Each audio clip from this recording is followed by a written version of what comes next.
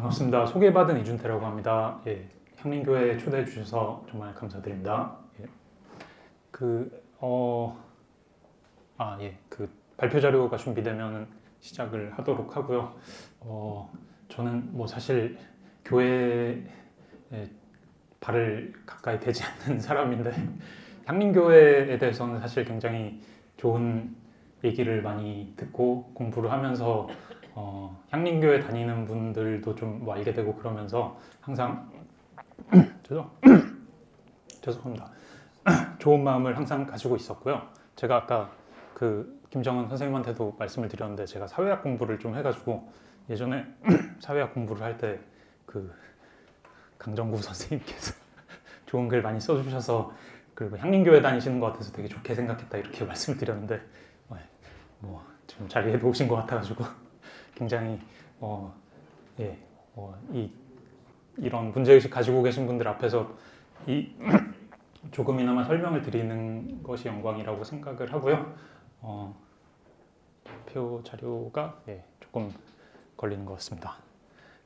아까 말씀하신 것처럼 제가 이제 1년 전부터는 계속 좀 팔레스타인 문제에 관심을 갖고 좀 팔로우업을 하다 보니까 우크라이나 전쟁에 대해서도 이제 어느 정도 문제의식을 계속 갖고 좀 이제 책 번역한 이후에도 생각하는 점들은 있긴 한데 조금 이제 말미에 시간이 되면 조금 말씀을 드리고 좀 질의응답 관련된 부분에서도 좀 질의를 미리 주신 게 있어서 뭐 그 부분 관련해서도 같이 조금 말씀을 드리겠고요.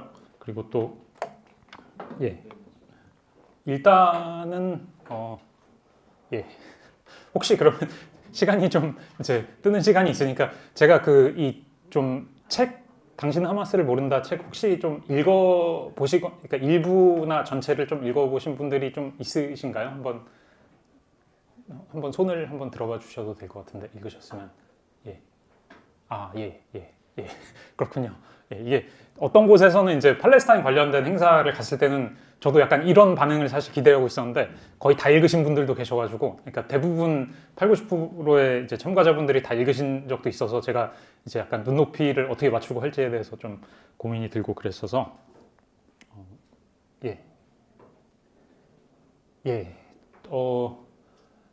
어쨌든 제가 번역한 이제 책은 올해 5월에 이제 출간이 됐고요. 당신은 하마스를 모른다라는 한국어 제목으로 출간이 됐고, 영어로는 이제 원서 제목은 Understanding Hamas라는 제목이고 죄송합니다. 제가 아까 과자를 먹어가지고 좀 목이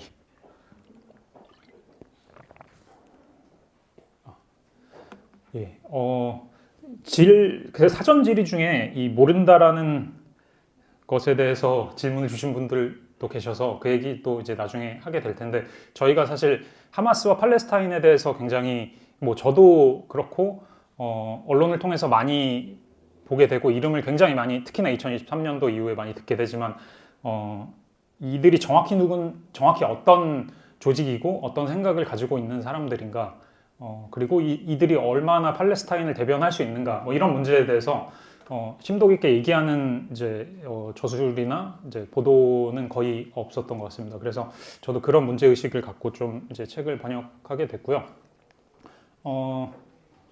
어쨌든 집단 학살이 지금 이제 휴전이 시작됐다고 해서 이제 집단 학살이 좀 중지되기를 희망하시면서 이제 조금 관심이 줄어들기도 할 수 있는데, 어쨌든 지금도 이제 집단 학살은 계속되고 있고, 이번 주 2~3일 전에도 또 이제 이스라엘이 하마스가 일부 발포를 했다는 그런 핑계로 이제 공습을 해서 30여 명 민간인, 거의 이제 100% 다 민간인일 것으로 추정이 되는데 이렇게 사망하기도 하고 계속되고 있다는 말씀을 드리고요.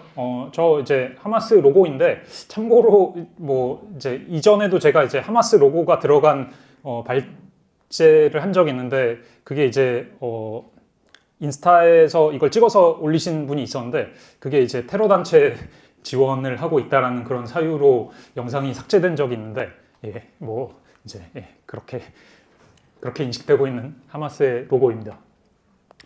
발표 내용은 어쨌든 이제 하마스와 팔레스타인을 중심으로 말씀을 드릴 거고요. 기본적으로 하마스가 무엇인가, 그리고 무엇이 아닌가, 그리고 또 하마스와 관련된 좀 인권, 여성, 뭐 테러리즘 이런 말씀도 좀 드릴 거고, 그리고 이제 정부가 우리가 많이 잊고 있는 것이 하마스가 지금 이제 가자 지구에서는 행정권을 행사하고 있는 주체인데 그런 역할을 하는 하마스에 대해서 또 좀 이제 말씀을 드리고 누구나 다 알고 있는 2023년 10월 7일 아라크사 홍수 작전과 하마스에 대해서도 말씀을 드리고 향후에 이제 휴전 이후에 이게 언제까지 어떻게 진행이 될지는 알 수 없지만 대략 지금 어떤 상황이고 어떻게 진행될 것인가에 대해서도 간단히 말씀을 드리겠습니다.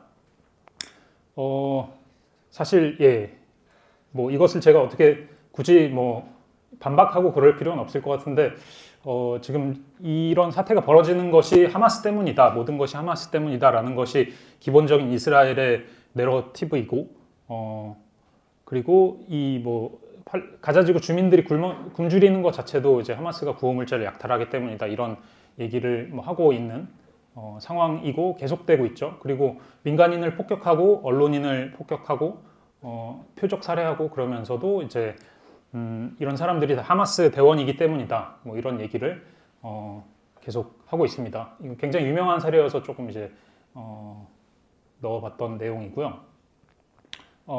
뭐 이제 거의 한 300명에 이른 언론인들이 지금 이제 지난 2년 좀 넘는 시간 동안 대부분 표적 살해를 당했고 거의 이제 20세기 이후에 유례가 없는 그런 이제 규모라고 얘기를 하고 있습니다. 그것뿐만 아니라 이스라엘 사회를 보면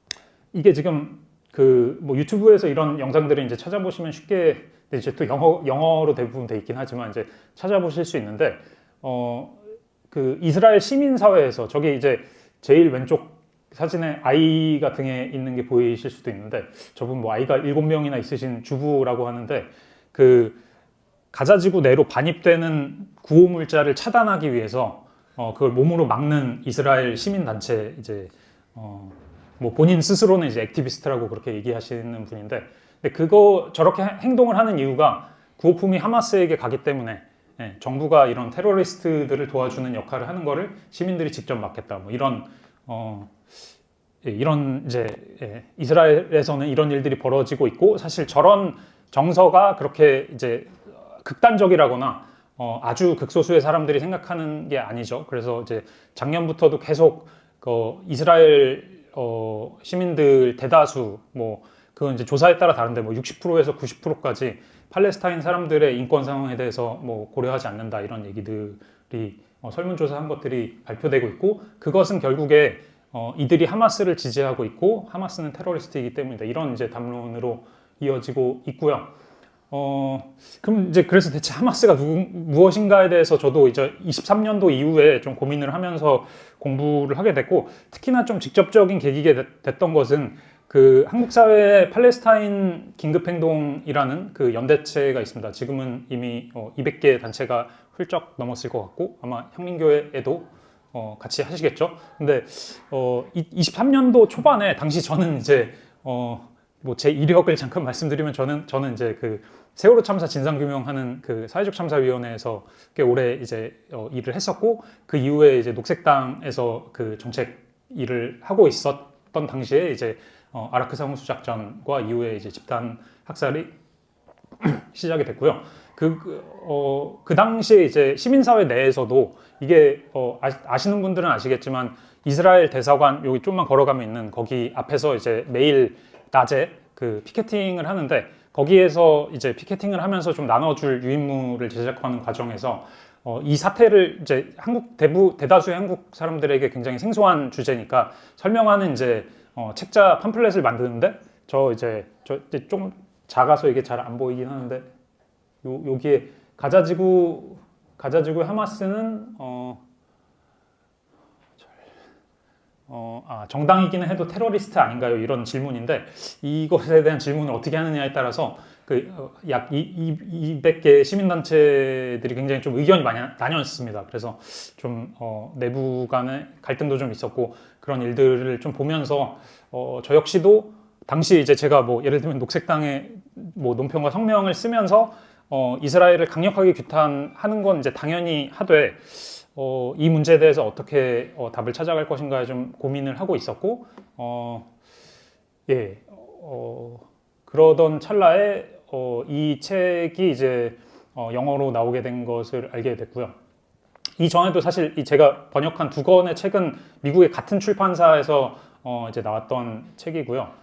이런 뭐 국제 분쟁이라던가 평화에 대한 이슈들에 대한 출간을 많이 하는 OR북스라는 곳에서 나온 것을 이제 번역을 하게 됐고, 허위 정보와 조작 정보 그리고 오리엔탈리즘적인 편견을 배제하고 하마스를 있는 그대로 이해하자. 이분들이 그래서 이게 대담집인데 5명의 이제 하마스와 팔레스타인 전문가들에 대한 대담집인데 어쨌든 이들이 얘기하는 거는 이제 하마스를 옹호하거나 대변하자는 것이 아니라 이 책의 취지가 있는 그대로의 하마스를 보자. 그리고 그걸 보고 정말 욕을 해야 된다라면 욕을 해라. 이런 얘기를 하고 있는 것이고요.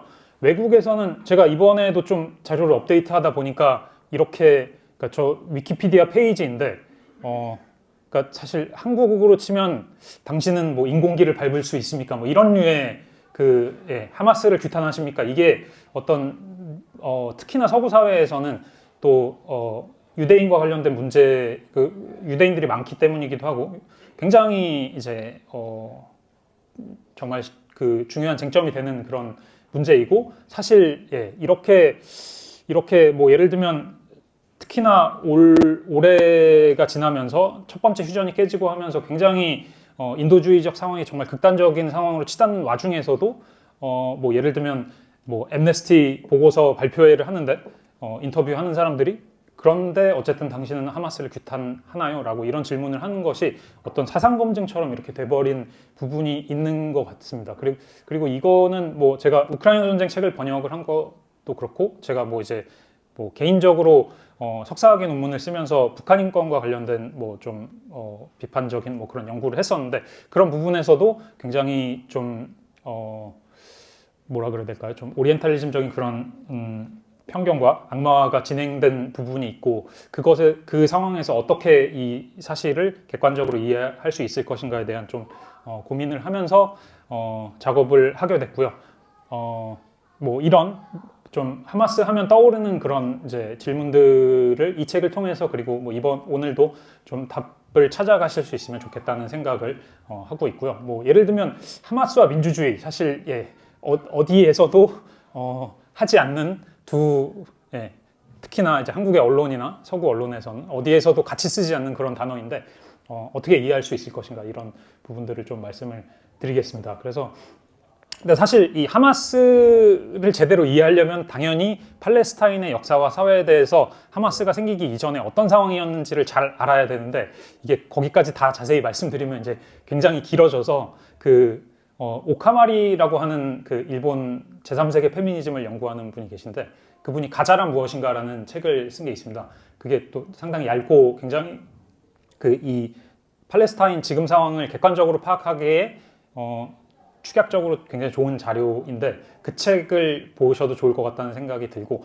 그 책도 이 지금 가자지구와 관련된 사태의 그 연표의 시작을 1917년으로 시작을 합니다. 1917년이라고 하면 여기에도 있는 그 벨푸어 선언이 처음 발표됐던 것이고, 그 이전으로 돌아가면 뭐 19세기 후반에 그 테오도르 헤르칠이라고 하는 그 시온주의 개념을 처음 이제 제안하고 뭐 그랬던 유대인과, 그리고 그 이후에 시온주의의 시작, 뭐 이런 것들부터 시작할 수 있지만, 어쨌든 이제 벨푸어 선언부터 해서 그 다음에 유대인들이 이 팔레스타인 지역에 대규모로 이주를 하고 거기에 대한 팔레스타인의 반발이 있고, 그럼에도 불구하고 유엔 총회에서는 유엔이 만들어지자마자 이제 팔레스타인을 당시에 유대인의 인구가 이거보다 훨씬 적었음에도 불구하고 유대인이 더 큰 땅을 차지하는 그런 분화란을 제안을 했고요. 그러니까 뭐 이것이 어쨌든 뭐 문제의 시작이다라고 얘기할 수도 있겠고요.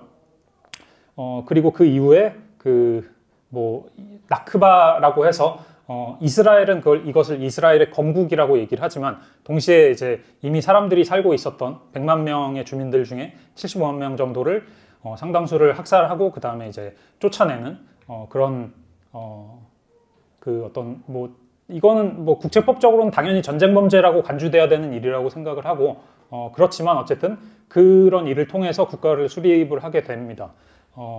그리고 뭐 2차, 3차, 뭐 4차 중동 전쟁, 뭐 이런 일련의 일들이 벌어지고요. 뭐 혹시 이 쟁점들에 대해서 좀 뭐 자세하게 말씀을 드릴 기회가 있으면 나중에 질의응답에 좀 더 시간이 되면 말씀을 드리도록 하고요. 그럼 하마스는 이제 어떻게 언제 시작된 곳인가라고 간단히 말씀을 드릴 텐데요. 뭐 이것도 뭐 자세히 살펴보면 아주 자세히 들어갈 수 있는데 하마스의 시작은 무슬림 형제단이라고 아랍 지역에 이제 폭넓게 이집트에서 처음 시작한 그 종교 단체입니다. 이집트에서 처음 28년도에 시작이 됐고, 그리고 팔레스타인에서도 지부가 생겨서 활발하게 활동을 했었는데, 하마스의 창설 전까지는 좀 종교 사회적인 자선단체로 교육 뭐 이런 활동을 하는 단체로 있었고, 1987년도에 1차 인티파다라는 것이 준비되지 않은 상태로 주민들의 어떤 이제 즉자적인 좀 봉기로 그렇게 시작이 되고, 그 이후에 이들이 이제 단순히 이런 자선 활동, 종교 활동만 하는 것이 아니라 정치의 영역으로 들어가서 본인들이 이제 역할을 해야 되겠다라고 생각을 해서 이 1987년 12월 8일에 1차 인티파다가 처음 이제 이스라엘 군이 그 팔레스타인 노동자 4명인가요? 이렇게 학살을 하면서 처음 시작을 했는데, 그 이후에 바로 12월 중순에 이제 무슬림 형제단이 하마스로 바뀌어서 창설이 됩니다. 그리고 뭐 이따가 좀 기회가 되면 얘기를 하겠지만 하마스 헌장도 이제 발표가 되고, 그리고 이 당시에는 바로 하마스가 이후에 뭐 테러리즘에 대해서도 좀 말씀을 드릴 텐데, 바로 테러를 하거나 그러지 않았습니다. 1994년도에 이브라히미 모스크라고 해서 그 바루크 골드스타인이라는 미국인 이제 그 이스라엘 정착민이 모스크에 가서 29명, 30명 정도를 무슬림들을 살해를 합니다. 그러면서 그거에 대한 대응으로 이제 처음 시작을 했고요. 그렇게 계속 그 자살 테러 공격이 이어집니다. 그리고 2000년도에 2차 인티파다가 벌어져서 2005년도까지 이어지고. 인티파다가 뭔지 모르실 것 같아요. 예. 그 인티파다는 이렇게 강하게 일어섬 이런 뜻입니다. 그래서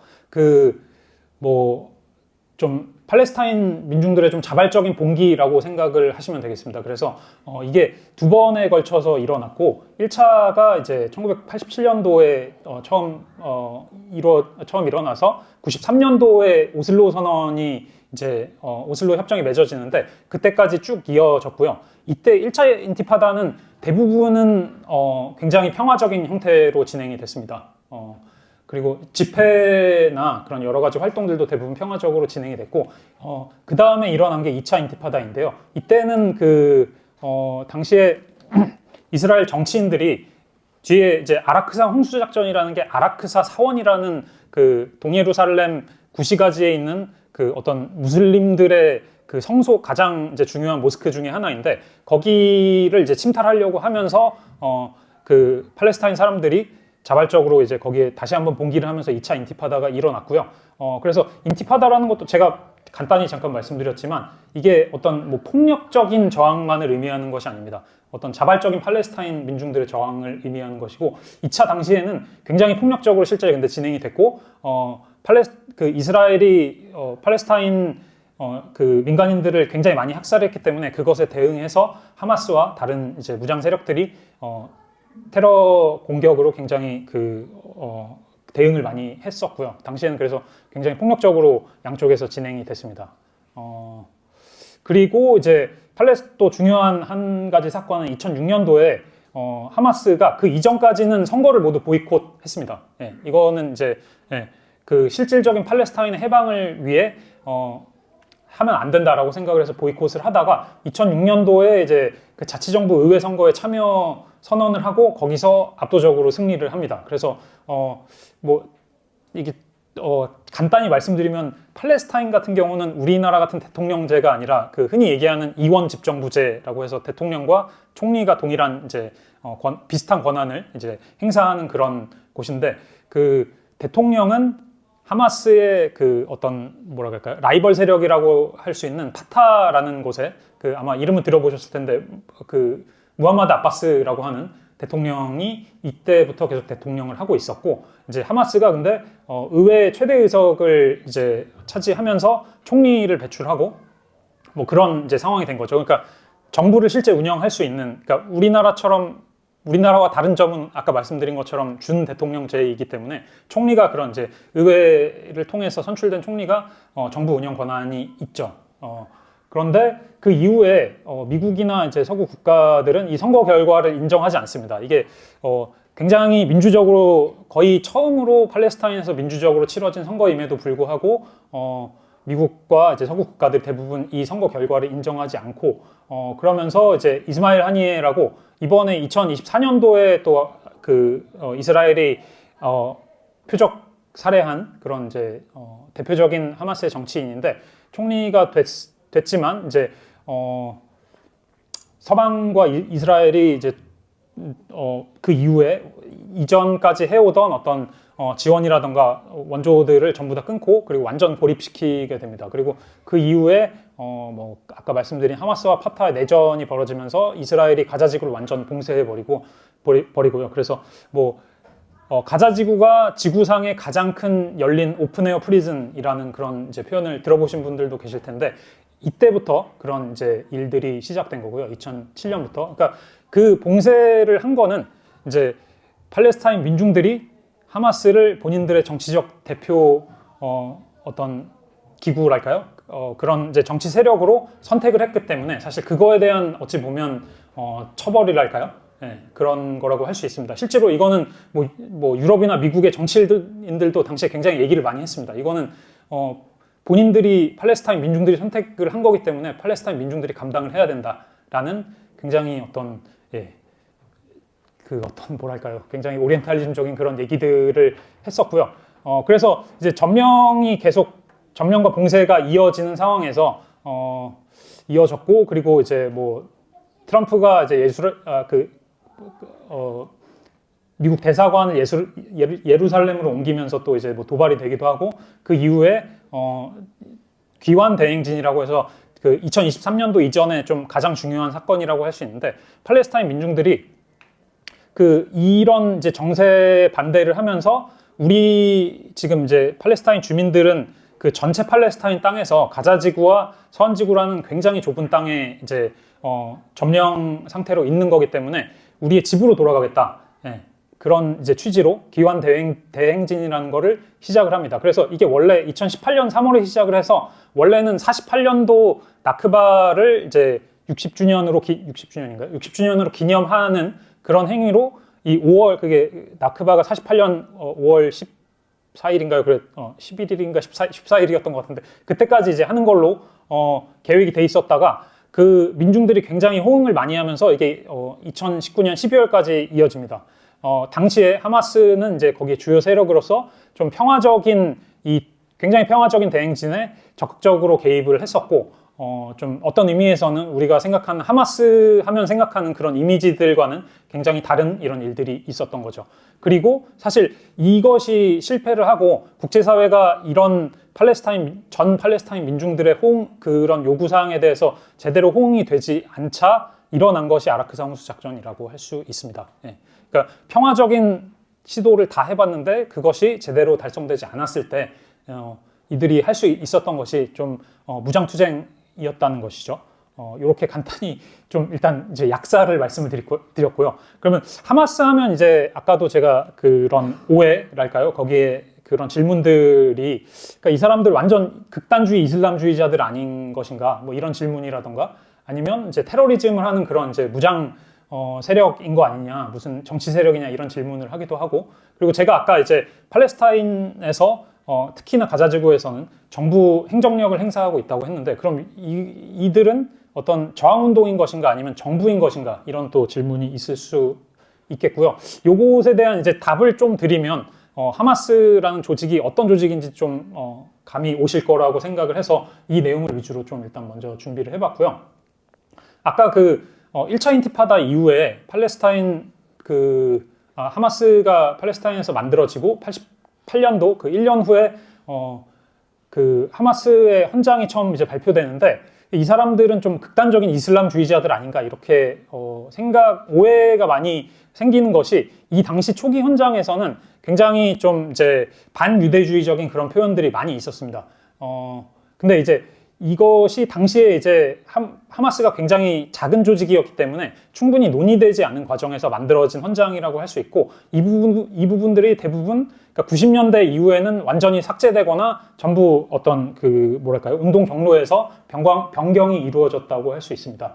근데 그것이 이루어진 것도 제가 이 뭐 강연 내내 쭉 말씀드리겠지만, 하마스가 지금까지 오랫동안 어떤 팔레스타인 민중들의 지지를 받으면서 활동을 하고 있는 가장 큰 부분은 사실 팔레스타인 민중과의 소통을 통한 유연성이라고 할 수 있습니다.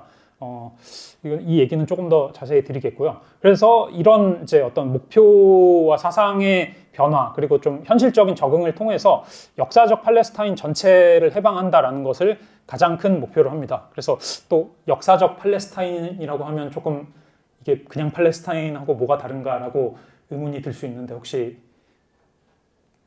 알고 계신가요? 예. 그죠? 예. 그냥 쉽게 말해서 팔레스타인의 그 이스라엘이 그러니까 본인들이 48년도에 나크바를 일으켜서, 그러니까 나크바도 모르실 것 같아요. 아까 근데 좀 그래도 말씀은 드렸는데 좀 너무 늦어질 것 같아서. 예. 그러니까 그 2차 대전이 끝나고 45년도에 끝나고 영국이 이제 그 전까지는 이제 위임 통치, 그러니까 사실 식민지랑 거의 다름없는 상태라고 생각하시면 됩니다. 그렇게 이제 하다가 이제 문제가 그 유대인과 그 아랍 민중들 간의 갈등이 이제 심해지니까 본인들이 이제 빠지려고 하는데, 그러면서 이걸 이제 유엔이 생기니까 유엔이 해결해줘 이렇게 넘겼는데, 그거를 이제 유엔에서 야 그러면 유대인들이 더 땅을 많이 가져가게 그렇게 결의안을 만들어서 그렇게 이제 통과를 시킵니다.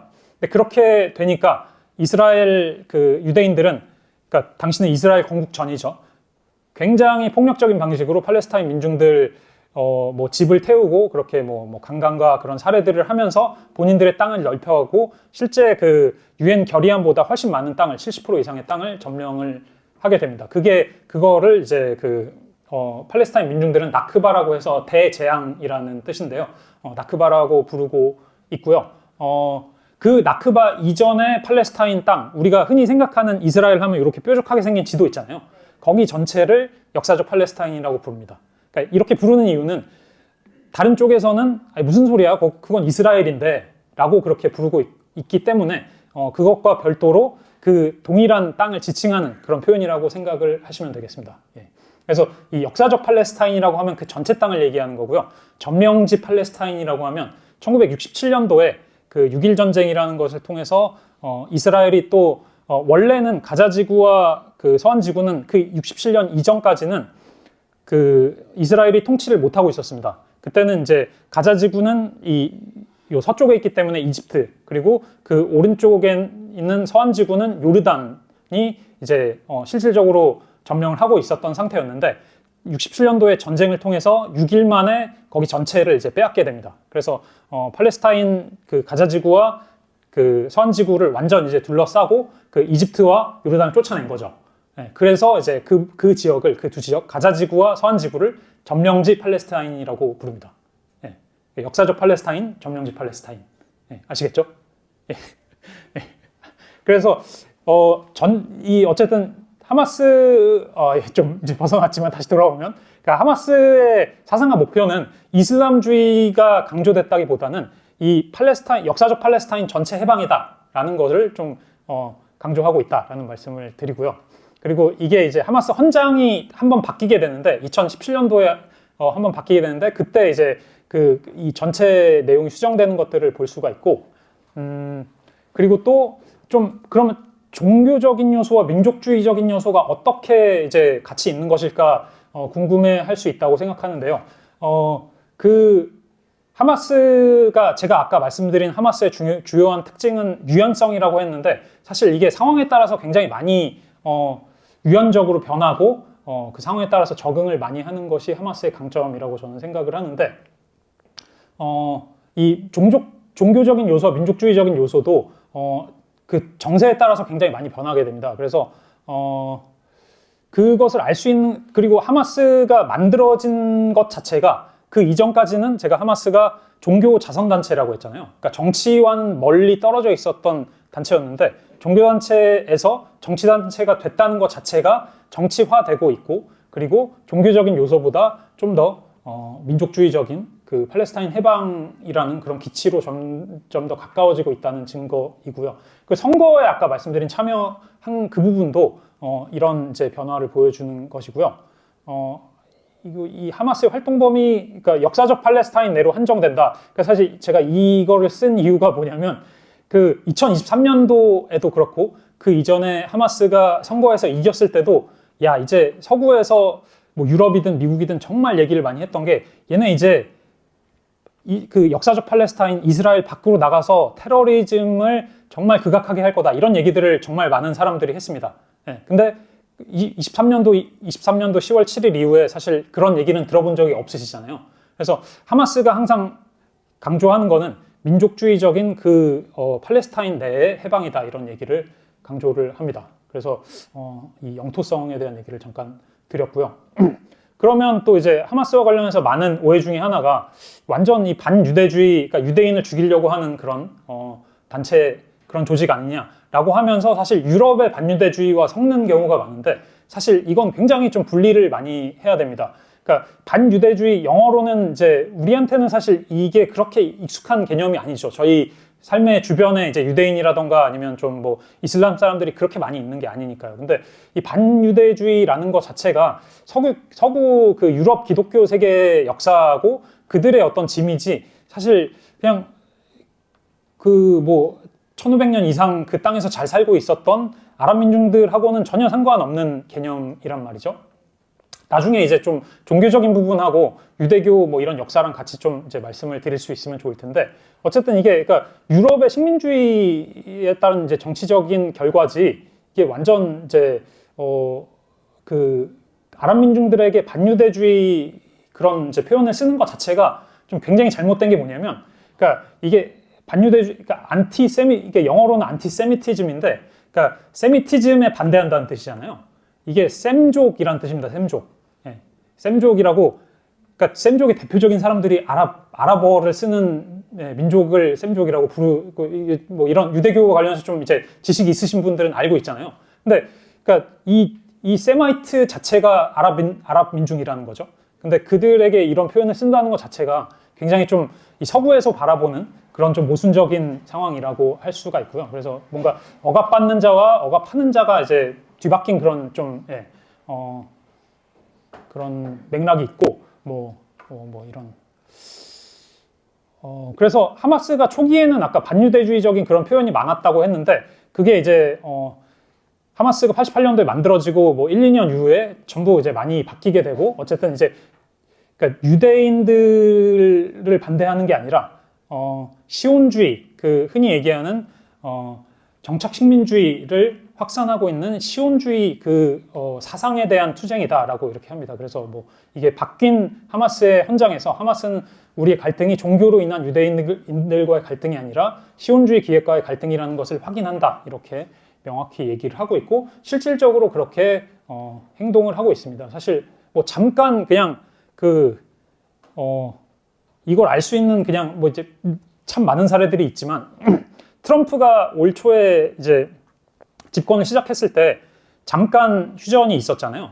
그때 그 전에 잠깐 그 미국계 이스라엘인 한 명이 석방이 된 적이 있습니다. 그러니까 하마스가 이제 억류를 하고 있었던 그 인질이 석방이 된 적이 있었는데 그러니까 그 사람 같은 경우가 이번 여름에 회복을 해서 다시 이스라엘 군에 복무를 하러 가겠다라고 그렇게 이제 얘기를 해서 그러니까 이제 사실 풀어준 사람들 가서 이제 다시 학살하겠다 이렇게 얘기를 하는 거죠. 근데 사실 2년 가까운 시간 동안 그 사람을 억류하고 있으면서 하마스가 사실 그런 거를 이제 몰랐을 리가 없잖아요. 근데 그럼에도 불구하고 어쨌든 이제 뭐랄까요, 어떤 이들이 얘기하는 이슬람주의에 따른 어떤 신뢰와 그 약속을 지킨다는 그런 뜻으로 이제 그 사람이 이제 석방된 뭐 그런 사례도 있었는데, 뭐 그런 말씀을 좀 드리고, 그래서 2017년도에 아까 말씀드린 그 새 헌장에서 아까 이제 반유대주의를 철폐를 하고, 그리고 이제 민족주의를 강조하는 그런 이제 이 하마스는 팔레스타이니안이즘이라고 이렇게 표현을 하는 이 민족주의 운동이라는 거를 강조하고요. 또 이따가 좀 더 기회가 되면 말씀드리겠지만 이 두 국가 해법을 부분적으로 좀 뭐 인정할 수 있는 그런 이제 얘기들을 하고 두 국가 해법도 이제 약간 좀 생소하시겠죠? 그죠? 예. 그 1993년도에 오슬로 협정이라는 게 이제 체결이 돼서 뭐 사실 저는 그때는 이제 아기이긴 했지만 혹시 뭐 90년대에 좀 이제 기억을 하시는 분들은 그걸 이제 좀 국제 기사들을 통해서 좀 보셨을 수도 있을 것 같은데 지금 가자지구와 서한지구에 있는 그 경계선을 따라서 두 국가를 이제 국제적으로 공인을 해서 인정을 하고 이제 평화롭게 공존을 하자라는 그런 이제 기획입니다. 이제 말로 듣기에는 굉장히 이제 좋게 들리긴 하지만 뭐 이제 이따가 좀 제가 문제점을 말씀을 드릴 텐데 그게 여러 가지 이유들 때문에 팔레스타인 민중들은 대부분 이제 반대를 했고 이 오슬로 체제라고 하는 거는 그 이후에 굉장히 좌초를 하게 됩니다. 그리고 뭐 이스라엘은 계속 그 이제 협정을 어기고 그 어떤 그 정착민들을 계속적으로 그 이후에도 확대를 하면서 그 오슬로 협정에서 지켜야 되는 그런 그 내용들을 계속 파기를 하고 그랬기 때문에 좌초가 됐는데 그럼에도 불구하고 이제 상황에 따라서 팔레스타인 민중들이 그걸 인정한다면 두 국가 안을 이제 승인하겠다라는 그런 이제 내용들이 있고요. 근데 이게 되게 중요한 이유가 뭐냐면 사실 그러니까 두 국가 안을 인정하게 되면 이스라엘을 국가로 인정해야 되는데 그러니까 하마스는 현재 이스라엘을 국가로 인정하지 않고 있습니다. 그래서 이스라엘이라고 부르지 않습니다. 예. 시온주의 실체라고 부릅니다. 예. 국가가 아니기 때문에. 근데 그렇게 되면 일단 국가를 인정한다는 것 자체가 엄청나게 큰 일이고 아까 얘기했던 그러니까 하마스의 목적은 역사적 팔레스타인의 해방이라고 했잖아요. 그거를 폐기해야 됩니다. 예. 그러니까 이스라엘과 이제 역사적 팔레스타인을 다 통치하는 팔레스타인이 공존할 수는 없잖아요. 그렇죠? 예. 그러니까 굉장히 좀 이제 민감한 문제인데 이제 이런 굉장히 좀 아까 말씀드린 그런 유연성의 연장선 속에서 이런 변화들이 있었고요. 그리고 뭐 국제법을 계속 이제 강조를 하고 있죠. 이런 이제 점점 좀 이런 설명들로 하마스에 대한 좀 이미지가 좀 계속 그려지시기를 바라면서 이제 말씀을 드리고 있는데, 그러면 이제, 하마스는 저항 세력인가 정치 세력인가 이것에 대해서도 좀 이제, 이건 그냥 간단히 말씀드리면 아까 말씀드린 것처럼 지속적인 정치화가 계속 강화되고 있다. 그리고 이제 선거 참여를 하면서 특히나 정치를 주도하는 세력으로서 강화되고 있다라는 그런 말씀을 드리고요. 그러니까 이게 제가 어떤 비유를 드리냐면 2006년도에 사실 그러니까 하마스가 자치의회 선거를 처음으로 참여하기로 인정을 하고 거기서 승리했다라고 말씀을 드렸는데 그러니까 이게 사실 의도하지 않은 선거였습니다. 그러니까 하마스가 당시에 이 정치 전면에 나서기 시작한 이유 중에 가장 큰 거는 이제 제가 좀 뒤에 있나 보군요. 사실 계속 어떤 그 저항 세력으로 남아 있었을 때는 이스라엘과 서방의 어떤 그런 공격과 그 다음에 여러 가지 테러리즘을 더 이상 막기가 어렵겠다. 오히려 뭐라고 할까요? 뭐 옛날 운동식으로 말하자면 언더에 있는 게 아니라 그냥 이제 밖으로 나가자 이런 선택을 한 것이라고 할 수 있고요. 그리고 본인들이 이제 여기 의도하지 않은 선거 승리와 집권이라고 했는데, 그러니까 이런 겁니다. 그러니까 하마스가 굉장히 종교 자선 세력으로서는 팔레스타인 특히나 가자지구에서 굉장히 뿔뿔이 조직이 촘촘한 조직입니다. 근데 그렇게 세력이 넓다는 것과 정치를 한다는 거는 그러니까 집권 세력이 된다는 거는 굉장히 다른 문제잖아요. 그래서 뭐 여기 뭐 굉장히 다양한 정치적 지향을 가지고 계신 분들이 있을 수 있지만 제가 이제 비유로 말씀드리는 게 그러니까 뭐 예전 이제 선거에서 지지했던 정당이 있을 수 있잖아요. 근데 뭐 예를 들면 이제 우리가 흔히 얘기하는 주요 양당 두 군데를 빼놓고 그 정당에서 본인들이 집권을 하면 뭘 하겠다라고 굉장히 많은 이제 얘기들을 하죠. 예. 근데 그 정당이 정말 집권을 한다고 한번 생각을 해보세요. 예. 그러니까 저 같은 경우는 개인적으로 녹색당인데, 예. 저희 이제 당원이 10,000명이고 여태까지 정식 선거에서 승리한 적이 한 번도 없는데, 그 정당이 이제 집권을 한다고 생각을 해보면 굉장히 많은 산적한 문제와 본인들의 비전을 갖고 얘기했던 정책과 상충되는 굉장히 다양한 문제들을 해결해야 되잖아요. 근데 그런 것들을 떠맡고 싶어 하지 않았기 때문에 사실 하마스는 그때나 지금이나 본인들이 가자 지구를 통치하겠다라는 의지를 뭐 내세운 적이 한 번도 없습니다, 사실. 그 이후에도 계속 권력을 분점하기 위해 노력을 한 역사라고 할 수 있는데요, 하마스는. 근데 어쨌든 원하지 않게 승리를 하게 됐습니다. 그래서 저항운동으로서의 정체성과 집권 세력으로서의 그 또 정체성이라는 통치 세력이라는 그런 이제 이중 과제에 직면을 한 거죠. 그 모순들을 좀 해결해야 되는 상황이었고, 그 이후에 이스라엘과 또 서방이 엄청나게 제재를 많이 했기 때문에 그 어려운 상황 속에서 이 이중 과제를 수행하기 위해 노력해 온 것이 그 이후에 하마스의 역사라고 할 수 있고요. 좀 뭐 근데 지루하진 않으신가요? 제가 예.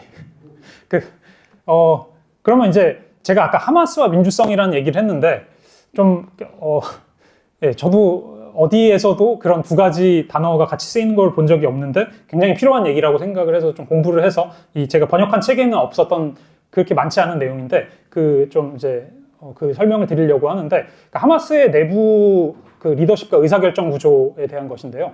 그러니까 하마스의 조직이 그러니까 가자 지구에도 있고 서한 지구에도 있고 그리고 국외 디아스포라라고 하죠. 그쪽에도 이제 정치 부문으로서 있고 그리고 또 군사 부문으로서 별도의 조직이 존재를 합니다. 그래서 처음 이제 정치 부문을 말씀을 드릴 텐데 실질적인 그 장기적이고 어떤 리더십의 어떤 전체 방향에서의 의사결정을 하는 것은 이 정치 부문의 집단 지도 체제라고 할 수 있습니다. 그래서 근데 하마스 이 정치 부문의 큰 특징은 그러니까 여기 컬렉티브 리더십이라고 돼 있는데 그러니까 굉장히 민주적으로 의사결정을 한다는 거죠. 그러니까 뭐 예를 들면 감옥에 있는 주요 정치인들과의 의사소통이라던가 그리고 이제 정말 터널 속에 있는 상황에서도의 의사소통이라던가 이런 것들을 굉장히 집단적으로 결정을 하는 거고 이거는 이제 아까 얘기했던 그러니까 야신은 이제 하마스의 지도자였던 90년대 내내 지도자였던 이제 인물이고 그리고 이제 파타라는 이제 하마스의 대항 그 정당의 그 지금 이제 팔레스타인 대통령을 하고 있는 아바스 같은 경우는 리더십이 굉장히 많이 다르다는 거는 이제 팔레스타인 사람들도 굉장히 많이 알고 있고 그러니까 지금도 팔레스타인 설문조사를 보면 아바스가 대통령에서 사퇴해야 된다라는 것에 대한 찬성 비율이 그러니까 낮으면 80%, 높으면 95% 이렇게 나옵니다. 그러니까 그거는 이제 민중들이 어쨌든 어떤 식으로 의사 결정이 이루어지고 그렇게 이루어진다는 것을 알고 있다는 것이죠. 그래서 하마스는 또 동시에 되게 원칙에 대한 경직성이 있으면서 그리고 또 동시에 실용성과 유연성을 같이 가지고 있는 그러니까 보수성과 유연성이 같이 있는 그런 조직이라고 할 수 있고 이게 이제 특히나 이게 이루어지는 이유는 어떤 의미에서는 슈라라고 하는 이 어떤 이슬람에 기반한 그런 의사 결정 체제라고 할 수 있는데 그것을 굉장히 존중하고 있기 때문입니다. 그래서 좀 이런 아까 말씀드린 이제 지도자 선출이라던가 그러니까 그게 당시에 하마스가 집권 세력이 됐을 때 장관에 대한 선출이라던가 이런 문제에서 좀 전체 구성원들과의 투표로 결정이 된다는 것이라던가 그리고 또 지도자 재생산 구조가 잘 갖춰져 있다는 거 아까 풀뿌리가 강하다고 했는데 그런 측면에서 젊은 세대에서 높은 지지를 받고 있다는 것 이런 것들을 쭉 말씀드릴 수 있겠고요. 네, 그래서 사실 이런 얘기를 하는데 현대 팔레스타인 역사적 팔레스타인 땅에서 분열 없이 통합을 유지하고 있는 가장 오래된 정치 조직 대중 조직이라고 할 수 있습니다. 그게 하마스가 현재까지 이런 상황 속에서도 지금 이제 지지와 어떤 조직을 유지하고 있는 기반이라고 할 수 있고 반면에 군사 부문에 대해서 말씀을 간단히 드리자면 그러니까 정치 부문과는 거의 별도로 존재를 한다고 생각을 하시면 됩니다. 그래서 어떤 좀 권한의 분점이랄까요? 이것도 어떤 좀 전체적인 내부 민주적 의사 결정 과정의 그런 이제 결과라고 할 수 있는데, 그러니까 정치 부문에서는 아까 말씀드린 큰 틀의 군사 전략을 결정을 하는데, 그러니까 군사 부문이 실제 어떤 준비가 돼 있고 정확히 어떤 예를 들면 뭐라 그럴까요? 그 군사적인 대비라던가 이런 것들을 정확히 공유를 하지 않습니다. 의도적으로 공유를 하지 않고 그리고 이런 세부 운영이나 전술적인 자율성을 이제 군사 부문에서 유지하고 있습니다. 그래서 서로 간에 어느 정도의 균형과 견제를 하는 그런 이제 구조가 있다라는 거를 말씀드리고 말씀드릴 수 있겠고요. 이게 어떤 의미에서는 이란과도 굉장히 다르고 이전 시리아와도 당연히 너무 다르고 그런 부분이라고 할 수 있겠고요. 예. 그래서 이렇게 그러니까 이 야흐야 신루아르라고 이제 사실 하마스 지도자들은 정말 많이 표적 암살 사례가 되는데 이제 24년도에 딱 1년 전쯤이죠. 살해됐던 정치 부문 지도자였고 그다음에 이제 그 군사 부문은 이렇게 의도적으로 그 어떤 인사들이라든가 잘 얼굴을 보이지 않는데 이런 어떤 그러니까 이 둘 균형 그 권력의 균점을 보여주는 좀 상징적인 사진이라고 할 수가 있겠고요. 그래서 이제 이렇게 아까 말씀드린 구조를 이렇게 좀 시각화한 그런 게 있는데, 그러니까 사실 이것만 보더라도 그러니까 정치 부문, 그 다음에 가자지구 지도자, 그 다음에 군사 부문 이렇게 크게 나누자면 나눌 수 있는데 사실 그러니까 여기 빨간 표시가 된 게 이스라엘이 다 이제 표적 살해한 그런 지도자들입니다. 예, 사실 예. 근데 이렇게 많은 사람들이 살해가 됨에도 불구하고 계속적으로 이 리더십 체제 그리고 하마스의 대중성이라는 게 유지가 된다는 거죠. 근데 그 이유는 아까 말씀드린 그런 좀 모르겠네요. 제가 이게 하마스의 민주성이라고 얘기하는 것 자체가 굉장히 좀 뭐라 그럴까 쇼킹한 표현일 수도 있는데 저는 그렇다고 보고 있고요. 그리고 좀 더 이제 많은 지도자들 리스트업이 된 건데 여기 지금 빨간 이렇게 줄 그어져 있는 게 보이실지 모르겠는데 이제 살해한 그런 이제 지도자들이고요. 계속 그렇게 하고 있죠. 그리고 또 하나 하마스에서 중요한 부분 중에 하나는 이 아까 말씀드린 풀뿌리 사업입니다. 사실 하마스가 지금 현재까지 지지도를 유지하고 있는 가장 큰 배경 중에 하나라고 할 수 있고, 하마스가 원래 88년도에 창설 이전에는 종교단체라고 이제 했었는데, 그 기반이 현재까지 유지가 되고 있고, 그리고 이것은 이제 서방에서 굉장히 인정하고 싶지 않은 부분이겠지만, 하마스의 재정, 예를 들면 이런 거를 정확하게 알 수는 없지만, 이제 좀 어느 정도 추산된 자료들을 종합해 보면, 사실 높게 추산하면 90%까지로 보는데, 하마스 재정에서 가장 큰 부분은 어쨌든 사회복지 사업에 이제 투입이 됩니다. 군사 부문에는 가장 적은 분량이 투입이 된다고 사람들이 얘기를 하고 있고요. 그러니까 이게 결국에는 하마스의 대중 지지와 재생산에도 도움이 되는 거죠. 예. 그래서 예를 들면 이것에 대한 판단은 각자 지금 말씀을 듣는 분에게 맡기겠지만, 자살 폭탄 테러를 했던 가족에 대한 자선 사업, 이런 것들을 정말 확실하게 하는 거죠. 예. 이런 부분들이 있고요. 그리고 심지어 그 라이벌이었던 파타에 대해서도 정부에 있는 파타의 어떤 정부 관료들에게 어떤 그 생계 최저선을 유지하게 할 수 있는 돈을 지급해주고 이런 자선 사업을 한다는 거죠. 예. 이런 것들을 통해서 하마스의 대중성이 늘어났다고 할 수 있고, 그리고 또 그러니까 사실 그러니까 이스라엘이 학교를 표적 공격해서 하마스 대원을 죽였다 이렇게 얘기를 하잖아요. 근데 그렇게 말이 나오는 것이 어떻게 보면 틀리지 않은 말이라고 할 수도 있는데, 그러니까 여기 이런 기관들이 그러니까 외부에도 알려진 하마스와 연계된 조직들인데, 그러니까 어떤 의료 재활기관, 교육기관, 그러니까 가자지구 이슬람대학교라는 데를 혹시 뉴스에서 들어보셨을 수도 있을 거예요. 가자지구에서 제일 큰 대학교인데 거기가 그러니까 하마스 지도자들이 만든 대학입니다. 네, 하마스 지도자들이 사실 좀 그러니까 실제로는 서구에서 좀 그러니까 의사라던가 그런 이제 고등교육을 받은 사람들이 굉장히 많기 때문에 예를 들면 그 야신 이후에 잠깐 지도자를 했던 알-란티시라고 하는 지도자는 외과 의사였고 그런 식의 그리고 예를 들면 건축가라던가 그런 사람들이 많아서 이제 교육기관도 설립을 하고 종교기관 아까 얘기했던 그런 여성의 노조 이런 쪽에 굉장히 풀뿌리 조직에서 많이 이제 퍼져 있다고 할 수 있고요. 그러니까 예를 들면 여러분들 특히나 올 초에 이렇게 학살이 굉장히 심했을 때는 오늘 아니면 어제 대대적인 공습이 이루어져서 가자 보건부에 따르면 몇 명이 사망했다 이런 기사를 보잖아요. 그러니까 가자 보건부가 그럼 누굴까요? 네. 제가 아까 말씀드린 것처럼 가자 지구의 행정력은 하마스가 행사하고 있기 때문에 그러니까 예를 들면 그러니까 이스라엘은 그 사망자 추계를 하는 공무원을 죽이고 하마스 대원 죽였다라고 얘기를 하는 거죠. 네. 그리고 그 관련된 뭐 이제 뭐 특히나 유엔 조직이라던가 뭐 그런 여기 있는 풀뿌리 조직들, 그러니까 여기 나와 있지 않은, 공개되지 않은, 이게 뭐 놀랍게도 이 사라 로이라는 분이 하버드대에 계신 분인데 그분 책에서 제가 이제 발췌를 한 건데, 그러니까 여기에 있는 리스트 말고 훨씬 많은 이제 조직들이 있겠죠. 대부분의 조직들은 본인들이 그 하마스 연계돼 있다는 거를 밝히면 사실 외부의 원조라든가 이런 것들이 많이 차단되기 때문에 많이 꺼리는데, 그런 이제 배경이 있다라는 말씀을 드리고요. 그래서 그러면 이제 하마스가 대체 뭔가, 이렇게 이제 질문을 던져보면, 이건 이제 제가 번역한 책에 그 인터뷰했던 사람이 얘기했던 건데, 그러니까 어떤 이슬람주의와 민족주의라는 이분법만으로도 설명이 되지 않고 훨씬 이제 다층적인 조직이고, 정당이기도 하고 자선 조직이기도 하고 군사 조직이기도 하고 또 동시에 그 모든 게 합쳐진 조직이다, 이렇게 생각을 하면 될 것 같고요.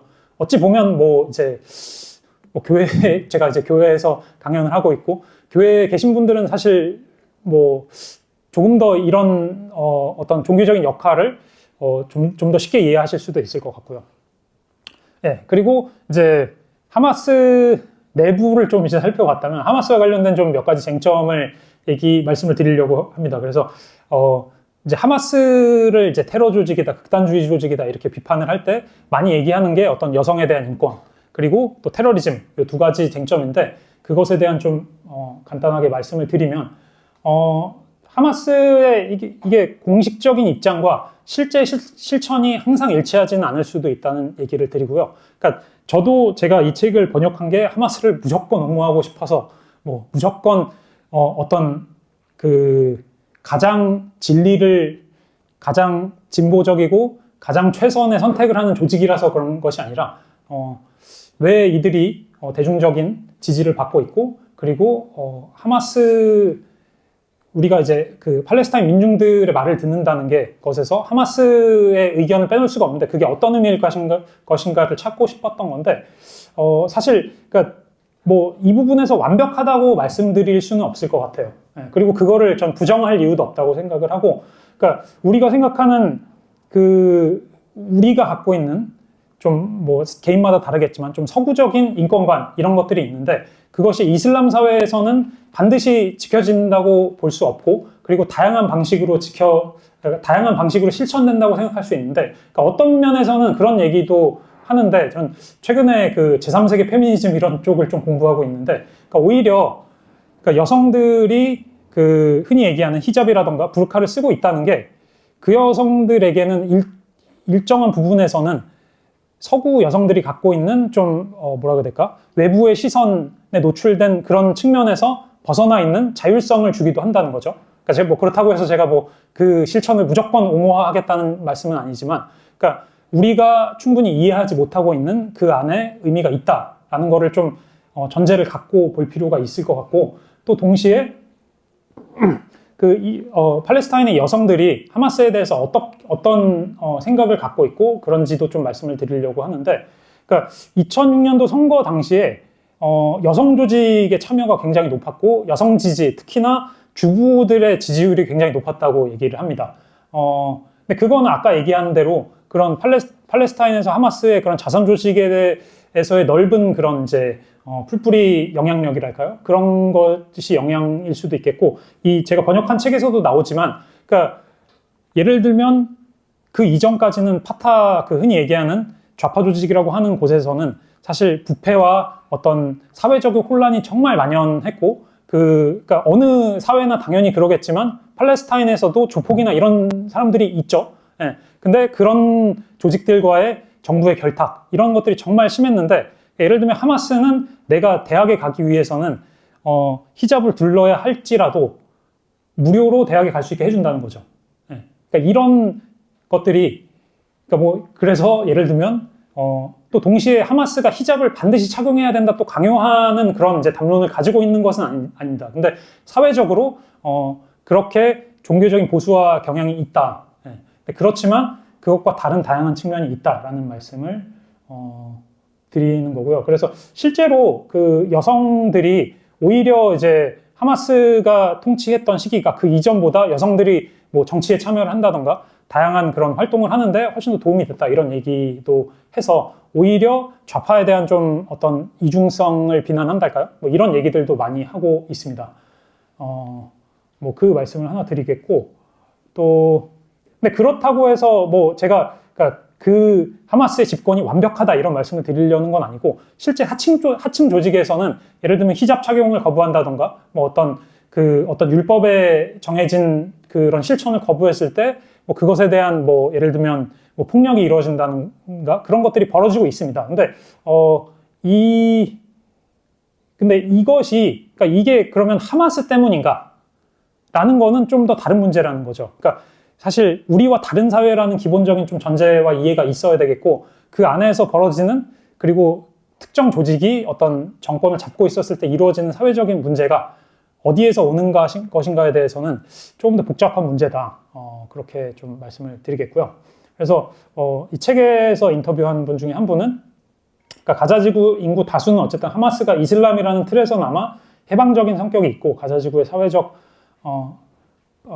사회적으로 보수적인 문화에 반대한다 이렇게 얘기를 하고 있습니다. 이분도 원래 그 북유럽 출신 교수인데 뭐 이렇게 얘기를 하고 있고요. 또 하나 이제 테러리즘에 대해서 조금 말씀을 드릴 텐데 뭐 이제 저도 뭐 이건 결론 부분에 말씀드리겠습니다. 근데 하마스와 테러리즘이 너무나 정말 이제 뗄래야 뗄 수 없는 것처럼 대부분의 사람들이 얘기를 하고 있지만 사실 제가 번역한 책에 그 하마스가 테러 조직으로 미국 정부에 의해서 테러 조직으로 선정되는 그 과정이 되게 재밌는데요. 어찌 보면. 그러니까 아까 잠깐 말씀드린 것처럼 94년도에 그 시온주의 정착민이 이렇게 테러를 저지르고 그거에 대한 대응으로 처음 시작을 했습니다. 그러니까 94년도 이전까지는 테러 공격을 하지 않았던 거죠, 하마스는. 근데 그러니까 미국이 하마스를 테러 조직으로 지정한 건 93년도입니다. 그러니까 그것이 말해주는 것이 하나가 있다고 생각을 하고요. 그리고 그 이전과 그 이후에는 군사 목표만 타격을 하고 있습니다. 그래서 2차 인티파다가 2000년도에 시작을 해서 2005년도에 종료가 되는데 요 시기를 제외하고는 테러 공격을 하지 않는다는 거죠. 그래서 뭐 사실 여러분들 위키피디아에 가서 그냥 영어로 이제 검색을 하셔야 되긴 하는데 하마스 테러리즘 리스트 뭐 이런 거 그냥 검색하시면 쭉 나오는데 그러니까 같은 해에 있더라도 예를 들면 한 해에 20번의 이제 테러 공격을 했다라고 하면 한 시기에 굉장히 몰려 있습니다. 그게 왜 그러냐면 이스라엘이 팔레스타인 민간인을 학살하는 특정 계기에 대한 대응으로서 항상 하고 있기 때문에 그렇게 굉장히 몰려 있습니다. 그 말씀을 하나 드리겠고, 그러니까 이 사람이 현장에서 아까 모스크 학살했다는 사람이 현장에서 사살됐는데 이 사람이 이제 사실 이스라엘의 묘지가 있는데 묘지가 이제 시온주의자들에게는 굉장히 성소처럼 이렇게 방문을 하는 그런 곳이 되어 있고요. 그리고 그럼 자살 테러에 대해서 하마스는 어떻게 입장을 가지고 있고 얘기하느냐를 직접 들어보면 그러니까 기본적으로 이 폭력은 점령 폭력으로 인한 결과라는 것이다라고 할 수 있고 뭐 예를 들면 뭐 여러분들 저희 3.1운동이 당연히 뭐 그냥 평화롭기만 했던 이제 운동은 아니었잖아요. 그 폭력성에 대해서 어떻게 이해할 것인가 이렇게 볼 수도 있죠. 근데 그럼에도 불구하고 뭐 3.1운동 당시에 어떤 무차별 테러를 했던 건 아니죠. 근데 이들이 얘기하는 거는 아까 말씀드린 것처럼 대응 공격 그리고 보복 공격의 기조를 우리는 항상 유지한다. 그러니까 그래서 지금 2023년도 이전까지 팔레스타인과 이스라엘의 민간인 사망자 비율을 계산을 해보면 그러니까 최소 1대 20 정도가 나오고요. 그러니까 사실 지금 2023년도 이후를 보면 그러니까 한 1대 60이 넘죠. 1대 60 정도가 넘을 정도로 엄청 크고 이런 배경이 있고 그리고 하마스는 사실 그 후드나라고 하는 그 아랍어가 있는데 중장기적인 평화라는 뜻입니다. 그거를 이스라엘에 항상 주기적으로 제안을 해왔습니다. 그래서 민간인을 중립화하자, 민간인을 공격 대상으로 삼지 말자라고 90년도부터 계속 이제 제안을 했었지만 이스라엘이 그걸 계속 거부하고 있죠. 사실 지금 2023년도 이후에 집단 학살 과정에서도 그 휴전안을 계속 거부해왔던 게 누구인지 잘 아시는 것처럼 그런 상황이라고 생각을 하시면 되겠고요. 당연히 이것이 팔레스타인의 대의에 상처를 주는 건 저는 맞다고 생각을 합니다. 그리고 저는 또 뭐 이 하마스에 대한 책을 번역을 했지만 또 이제 한국의 평화 단체랄까 이런 데랑도 교류를 하고 좀 평화주의와 하마스를 어떻게 이해할 수 있을 것인가에 대해서 좀 고민을 계속 하고 있어서 사실 뭐 하마스를 좀 모르겠네요. 그 팔레스타인 평화연대나 이런 분들하고 제 생각이 조금 다를 수도 있다고는 생각을 하는데 저는 어떤 의미에서 죽은 민관인가 죽은 그 군인이더라도 죽은 인간에 대해서 좀 연민을 느끼는 거는 동일한 좀 그게 이스라엘 사람이라서 아니면 팔레스타인 사람이라서 더 크고 작다라고 얘기하기는 원칙적으로 어렵다라고는 생각을 합니다. 심지어 그 이스라엘 사망자들이 정말 테러를 저질렀던 그런 사람들이라고 하더라도 저도 어떤 의미에서 이렇게 말하고 있는 제 자신에 대해서 모순됨을 느끼지만 어떤 그런 마음이 있고요. 근데 이 테러리즘 공격을 하는 것에 대해서도 그 하마스 내부에서도 계속적으로 논의와 논쟁이 이루어집니다. 아까 말씀드린 그런 이제 의사결정 구조에 따라서 계속 치열하게 논쟁을 하고 그것에 따라서 그게 강조되는 시기가 있고 소강 상태가 있고 이렇게 이어진다고 얘기를 할 수 있고요. 사실 2023년도 이후에 미국이 정말 사실 잠깐 동안 얘기를 많이 한 게 이제 하마스는 주변 지역으로 테러리즘 활동을 엄청나게 많이 할 거다라고 얘기를 많이 떠들었죠. 그랬는데 전혀 그런 일은 이제 벌어지지 않았다는 것도 한번 말씀을 드리고요. 근데 이 얘기를 종합할 때 정리의 차원으로 말씀드리고 싶은 게 있는데 제가 번역한 책에도 어느 정도 소개가 잘 돼 있는데 아까 말씀드린 그 북유럽 출신 학자 그분이 했던 얘기를 좀 요약적으로 말씀드리고 싶은 건데 비판적 테러리즘 연구라는 그 연구 분야를 개척하신 분입니다. 그분이. 근데 테러리즘 서사로 접근하는 것 자체가 굉장히 위험하다라는 얘기를 하는데 그러니까 첫 번째로 이 테러리스트다, 테러 행위를 했다라고 하는 것을 통해서는 현재만 집중하게 된다는 거죠. 그 일이 벌어졌던 과거의 역사적인 배경, 그리고 그 폭력을 생산한 구조에 대해서 완전히 소거가 된다는 위험성이 있다. 그리고 또 그러니까 이들은 테러리스트다라는 얘기를 하는 순간 사실 협상과 대화를 할 수 없는 존재라는 어떤 규정이 들어가는 것이기도 합니다. 그리고 또 어떤 아까 말씀드린 것처럼 하마스 내부에 굉장히 복합적인 그런 운동 경향과 그런 어떤 방향성들이 있는데 그거를 이제 일거에 소거해 버리는 그런 좀 담론적인 효과도 있고요. 그리고 또 실질적으로 테러리즘을 제외하고 거의 모든 하마스의 행위는 유엔과 국제인권법상의 합법적인 행위입니다. 점령 세력이 그러니까 피점령 집단이 그것에 대해서 무장 투쟁을 하는 거는 우리 뭐 예를 들면 여러분들 일제강점기 시기를 떠올려 보면 너무 자연스럽게 아실 수 있는 것처럼 당연히 합법입니다. 근데 이런 맥락들을 소거를 하게 되고요. 그리고 이 테러리즘이라는 표현 자체가 서구 식민주의자들이 제3세계 본인들이 얘기하는 제3세계라는 지역에 가서 식민화를 하니까 당연히 그 지역에서 반발이 일어나고 얘네가 공격을 하네?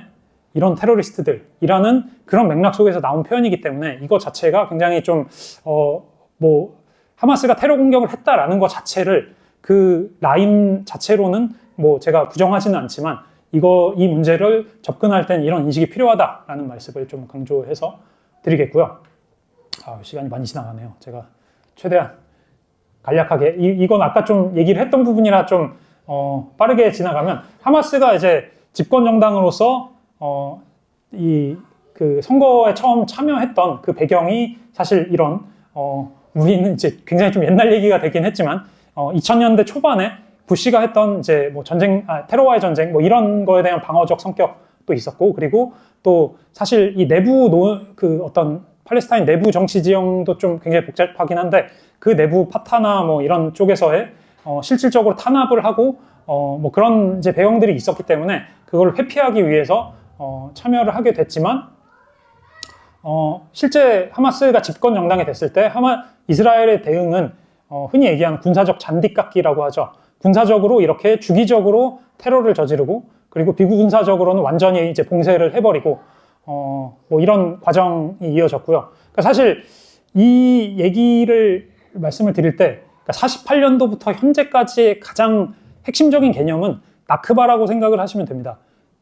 이어지고 있는 어떤 테러리즘과 어떤 식민주의적 폭력이라고 생각을 하시면 되고, 이게 하마스를 통해서 하마스라는 그런 변명을 통해서 더 강화됐다, 그렇게 말씀을 드리고 있겠고요. 실질적으로 그러니까 이런 행동을 하는 거는, 그러니까 이스라엘 사람들이 팔레스타인 민중들에게 니네가 선택을 해라, 니네가 하마스를 지지하면 이 상태는 영원하게 이어진다라는 그런 메시지라고 이제 생각을 하고, 서구에서도 이제 그대로 동의를 했고요.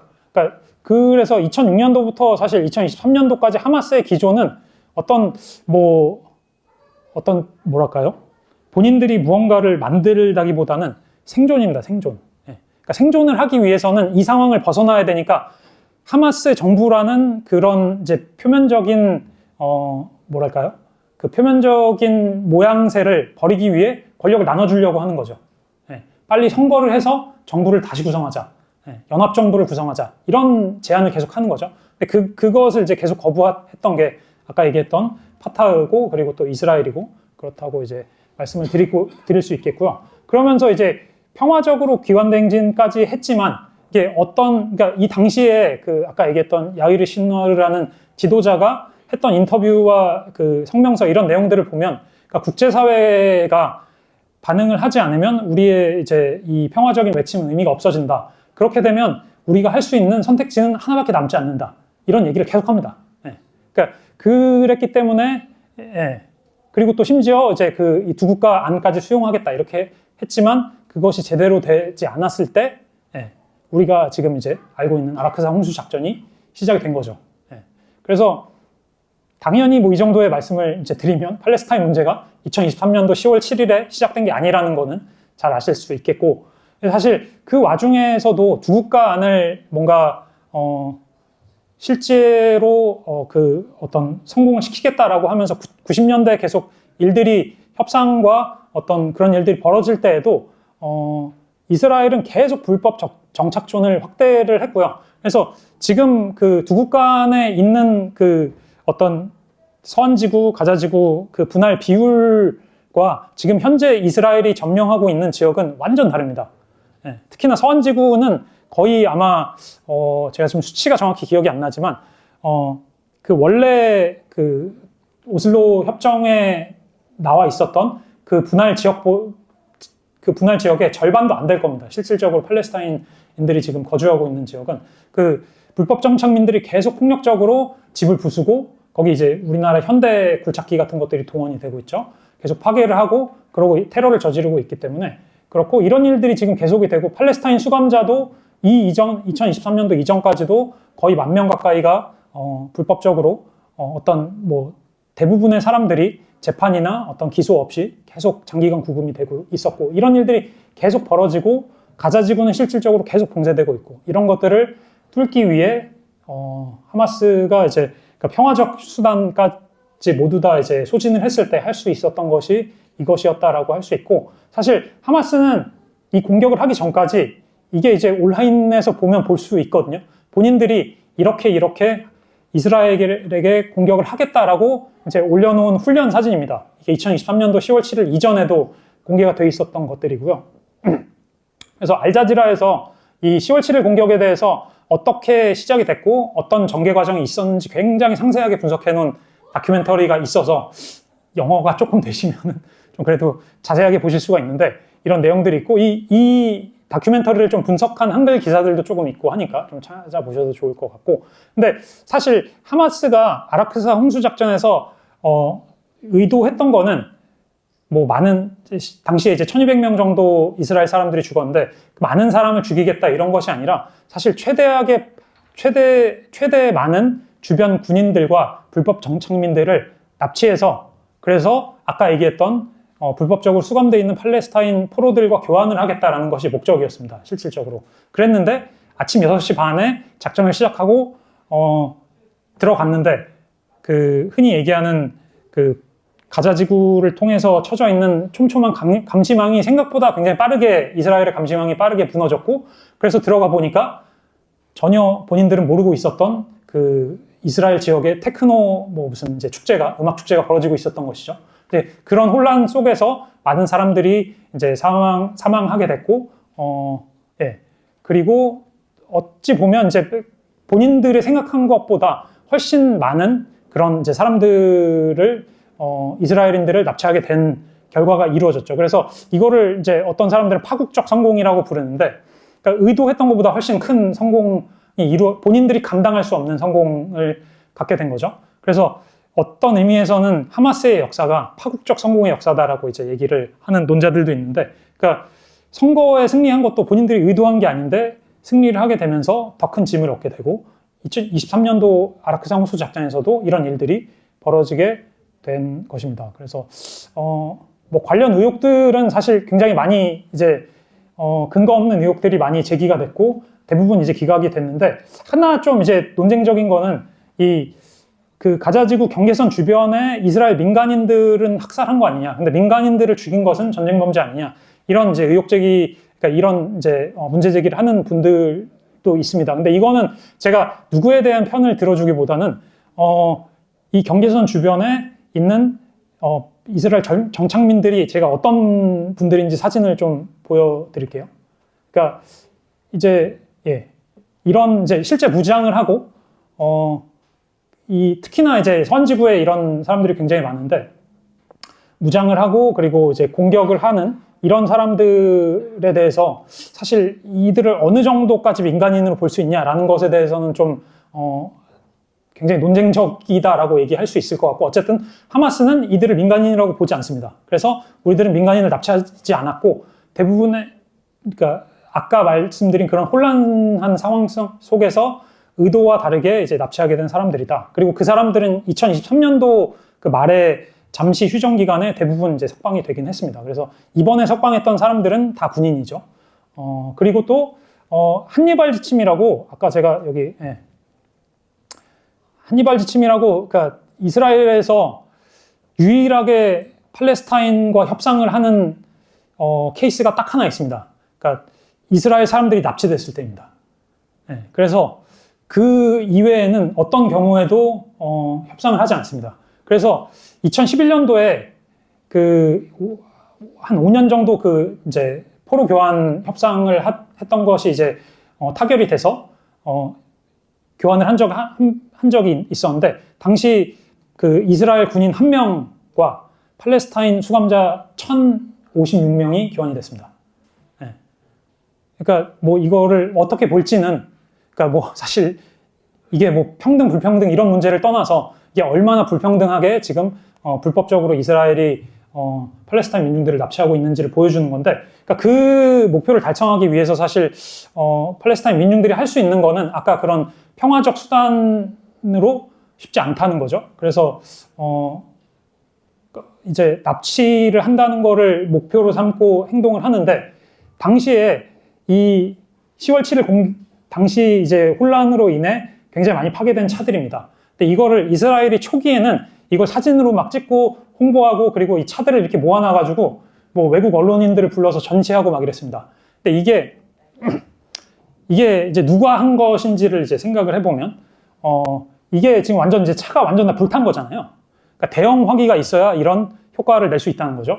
그리고 집들이 그 이스라엘 정착민들, 그 가자지구 주변의 정착민들의 집들이 이렇게 파괴되는 것이 하마스가 가지고 있는 화기로는 이런 효과가 나오지 않는다는 거죠. 그러니까 그 아파치 헬기 헬파이어 미사일이라든가, 아니면 이스라엘이 많이 갖고 있는 아브라함스 탱크, 이런 것들이 동원이 됐을 때 나올 수 있는 결과이고, 그리고 이제 뭐 여러 그 탐사 보도를 통해서 그 실제 생존자들, 이스라엘 생존자들 증언을 통해서도 상당수의 이런 공격, 그러니까 이런 아까 말씀드린 효과를 발휘한 공격들은 거의 다 어쨌든 이스라엘의 공격으로 인한 결과다라는 것이 이제 대부분 밝혀졌는데, 그러니까 이게 왜 이런 결과가 나오냐면,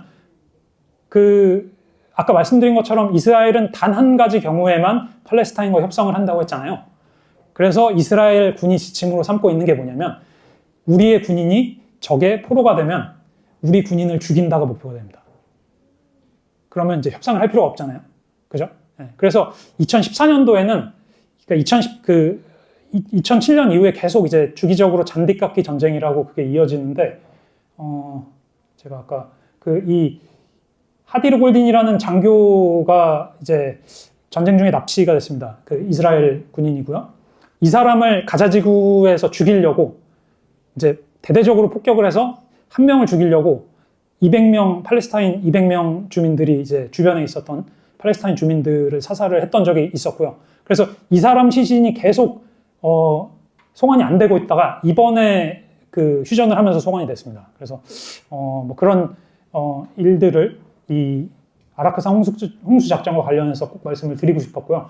그리고 그러면 이제 또 뭐 이스라엘이 많이 제기하는 이제 것 중에 포로에 대한 대우에 대해서도 이 사람들이 이제 그 하마스에 억류돼 있다가 풀려난 이제 송환된 인질 포로들인데 이 사람들과 사실 팔레스타인 인질들을 비교를 해보면 굉장히 누가 규탄받아야 될 대상인가도 명확하게 아실 수 있을 것 같고 이것도 사실 굉장히 말씀드릴 게 많긴 한데 막 이 집단 강간을 하고 뭐 이제 이것에 대해서 이 영상을 유포한 그 우리나라로 치면 검찰총장 같은 사람인 것 같은데 그 그러니까 군 검찰총장이 최근에 그 사람을 이제 처벌하기 위해서 그러니까 불법적으로 이제 자료를 유출했다라고 하기 위해서 이 사람을 처벌하기 위해서 지금 이제 이스라엘 사회가 엄청나게 그 사람을 공격하고 뭐 그런 일들이 벌어지고 있는데요.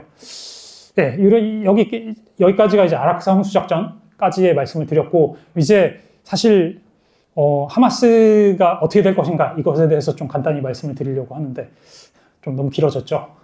잠깐만 뭐 5분 안으로 끝내도록 하겠습니다. 네. 뭐 지금 휴전이 지금 이제 발효됐다라고 하는데 지금 이제 한 달이 넘었죠. 한 6주 정도가 되어가고 있는데 사실 굉장히 이상한 휴전 아닙니다. 굉장히 이상한 휴전 아니고 제가 디테일을 다 말씀드릴 수는 없지만 팔레스타인인들의 의지는 완전히 결여된 그 모든 것들을 팔레스타인인들이 다 잘 따라오면 나중에 자결권과 국가 수립 논의를 해볼 수도 있다라고 되어 있습니다. 네, 정말 그러니까 오슬로 협정 때보다도 훨씬 후퇴한 정말 이상한 협상 아니라고 할 수가 있지만 그것에 하마스가 일부만 동의를 한 상태입니다. 네, 그래서 지금 이스라엘이 하마스를 비난하고 그런 것에서 무장 해제를 약속대로 하지 않고 있다 이런 거짓말을 하고 있는데 하마스는 무장 해제를 하겠다고 동의를 한 적이 없고요. 아까 그 제안에 따라서 지금 현재 동의가 된 상태는 공격을 중단하고 원조를 공급하고 그리고 이스라엘군은 이 흔히 황색선이라고 하는 합의된 선으로 물러나고 그리고 양측에 인질을 교환한다라는 것만 이제 합의가 됐고 무장 해제나 이런 것들에 대해서는 하마스는 현재까지도 명확히 거부 의사를 밝히고 있고요. 이 부분은 이제 또 나중에 시간이 되면 조금 더 말씀을 드리겠고 이게 이제 이번 주 월요일이었던 것 같은데 유엔 안보리에서 또 이제 이 트럼프의 이 구상안이 통과가 됐죠. 두 국가가 안보리에서 기권을 했는데 러시아와 중국은 기권을 했습니다. 비토 반대를 하지 않고 기권을 한 것도 굉장히 비판적으로 바라봐야 한다라고 생각을 하고 러시아와 중국도 사실 하마스를 인정하지 않고 반대 세력인 PA 내지는 그 파타흐라는 그쪽과만 협상을 하고 있습니다. 그것도 말씀을 드리고요. 어쨌든 이제 하마스의 성명이라던가 그리고 최근에 또 이 휴전이 발효된 이후에 팔레스타인에서 주기적으로 나오고 있는 그 설문조사가 있습니다. 그 설문조사를 보면 팔레스타인 사람들의 전반적인 뜻을 그래도 알 수 있어서 굉장히 이제 외국에서도 참고를 많이 하는 그 설문조사인데 거기에서도 이 휴전안을 반대하는 것이 압도적이진 않지만 절반가량은 됩니다. 그리고 현재도 대다수 절반가량의 사람들은 가자지구를 떠나지 않겠다라고 그렇게 얘기를 하고 있고요. 그래서 지금 휴전은 사실 휴전이 아니라 저는 이제 저강도 학살이다 이렇게 부르고 있고 이게 불과 어제 그저께 30명 정도가 이제 이스라엘 공습으로 사망을 했고 아이들이 굉장히 좀 많이 죽었었는데 뭐 이런 상황이라는 거를 말씀을 드리고 그 이후에 그러니까 지금 사실 가자지구 전체가 이렇지만 지금 가자지구 주민들이 이 안에 다 이제 몰려 있습니다. 지금 이 바깥 지역에서 이스라엘이 하고 있는 것은 여기를 재건하겠다고 하고 엄청나게 지금 다 이제 파괴를 하고 있습니다. 건물들을 다 파괴를 하고 있고 그것이 이제 뭐 위성 영상 이런 것들로 나오고 있고 그래서 이제 논자들이 가자지구에 대한 파괴는 휴전으로 멈춘 것이 아니라 새롭게 진화하고 있다 이런 상황이라는 말씀을 드리고 하마스는 어떻게 될 것인가 굉장히 일단은 뭐 쉽지 않다라는 상황이라는 거는 말씀을 드리겠고, 근데 그럼에도 불구하고 그럼 이스라엘이 군사적인 목표를 성공을 했는가라고 하면 전혀 그렇지 않다라고 말씀을 드릴 수 있겠고, 그러니까 2023년도 하마스 군사부문 전투원 추정이 35,000명 정도인데, 그러니까 이스라엘은 이제 이 정도 죽였다라고 주장하고 있지만 실질적으로 이제 뭐 의료인 진술이나 이런 것들을 보면 거의 대부분이 민간인이라는 것은 뭐 다 많이 들어서 아실 수 있을 것 같고요.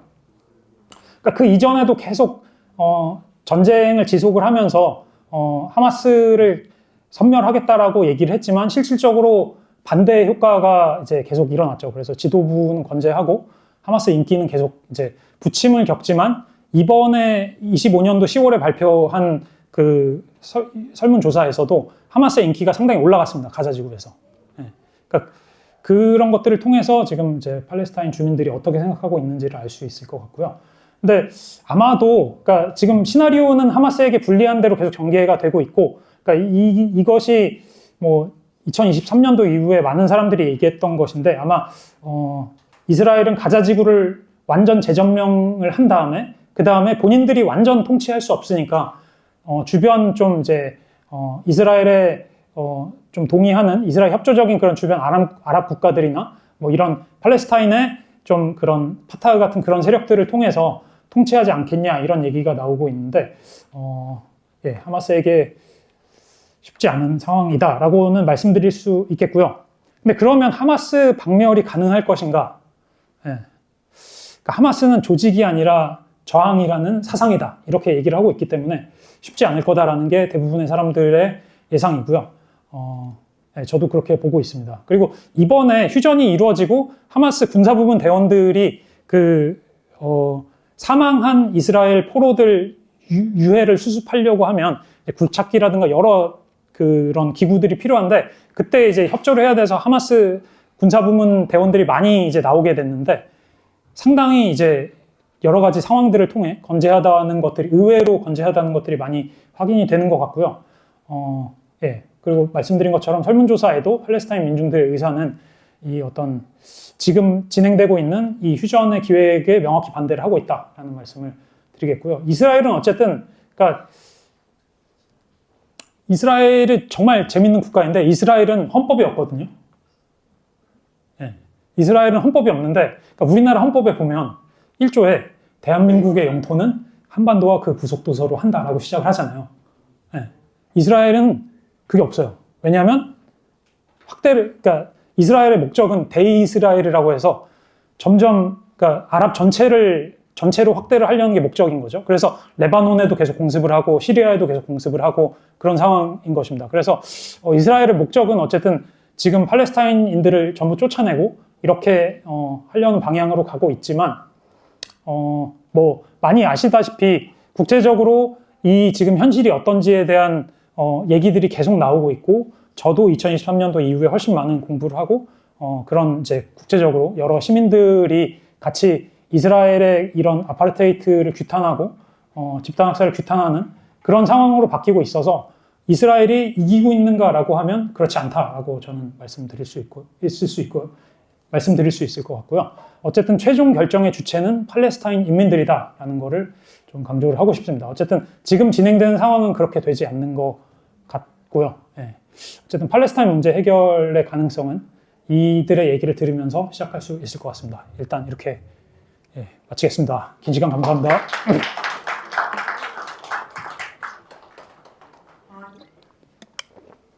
귀한 말씀 감사드립니다. 시간이 조금 지났지만 저희가 사회부에서 같이 팔레스타인 관련된 몇 가지 책을 읽으면서 먼저 강연자분께 전달드렸던 질문이 있습니다. 그래서 이 질문들을 먼저 하고 혹시나 이 사이에 지금 여기 메시지로 질문 있으시면 저희한테 보내주시면 한 번 더 저희 연자분께 전달하도록 하겠습니다.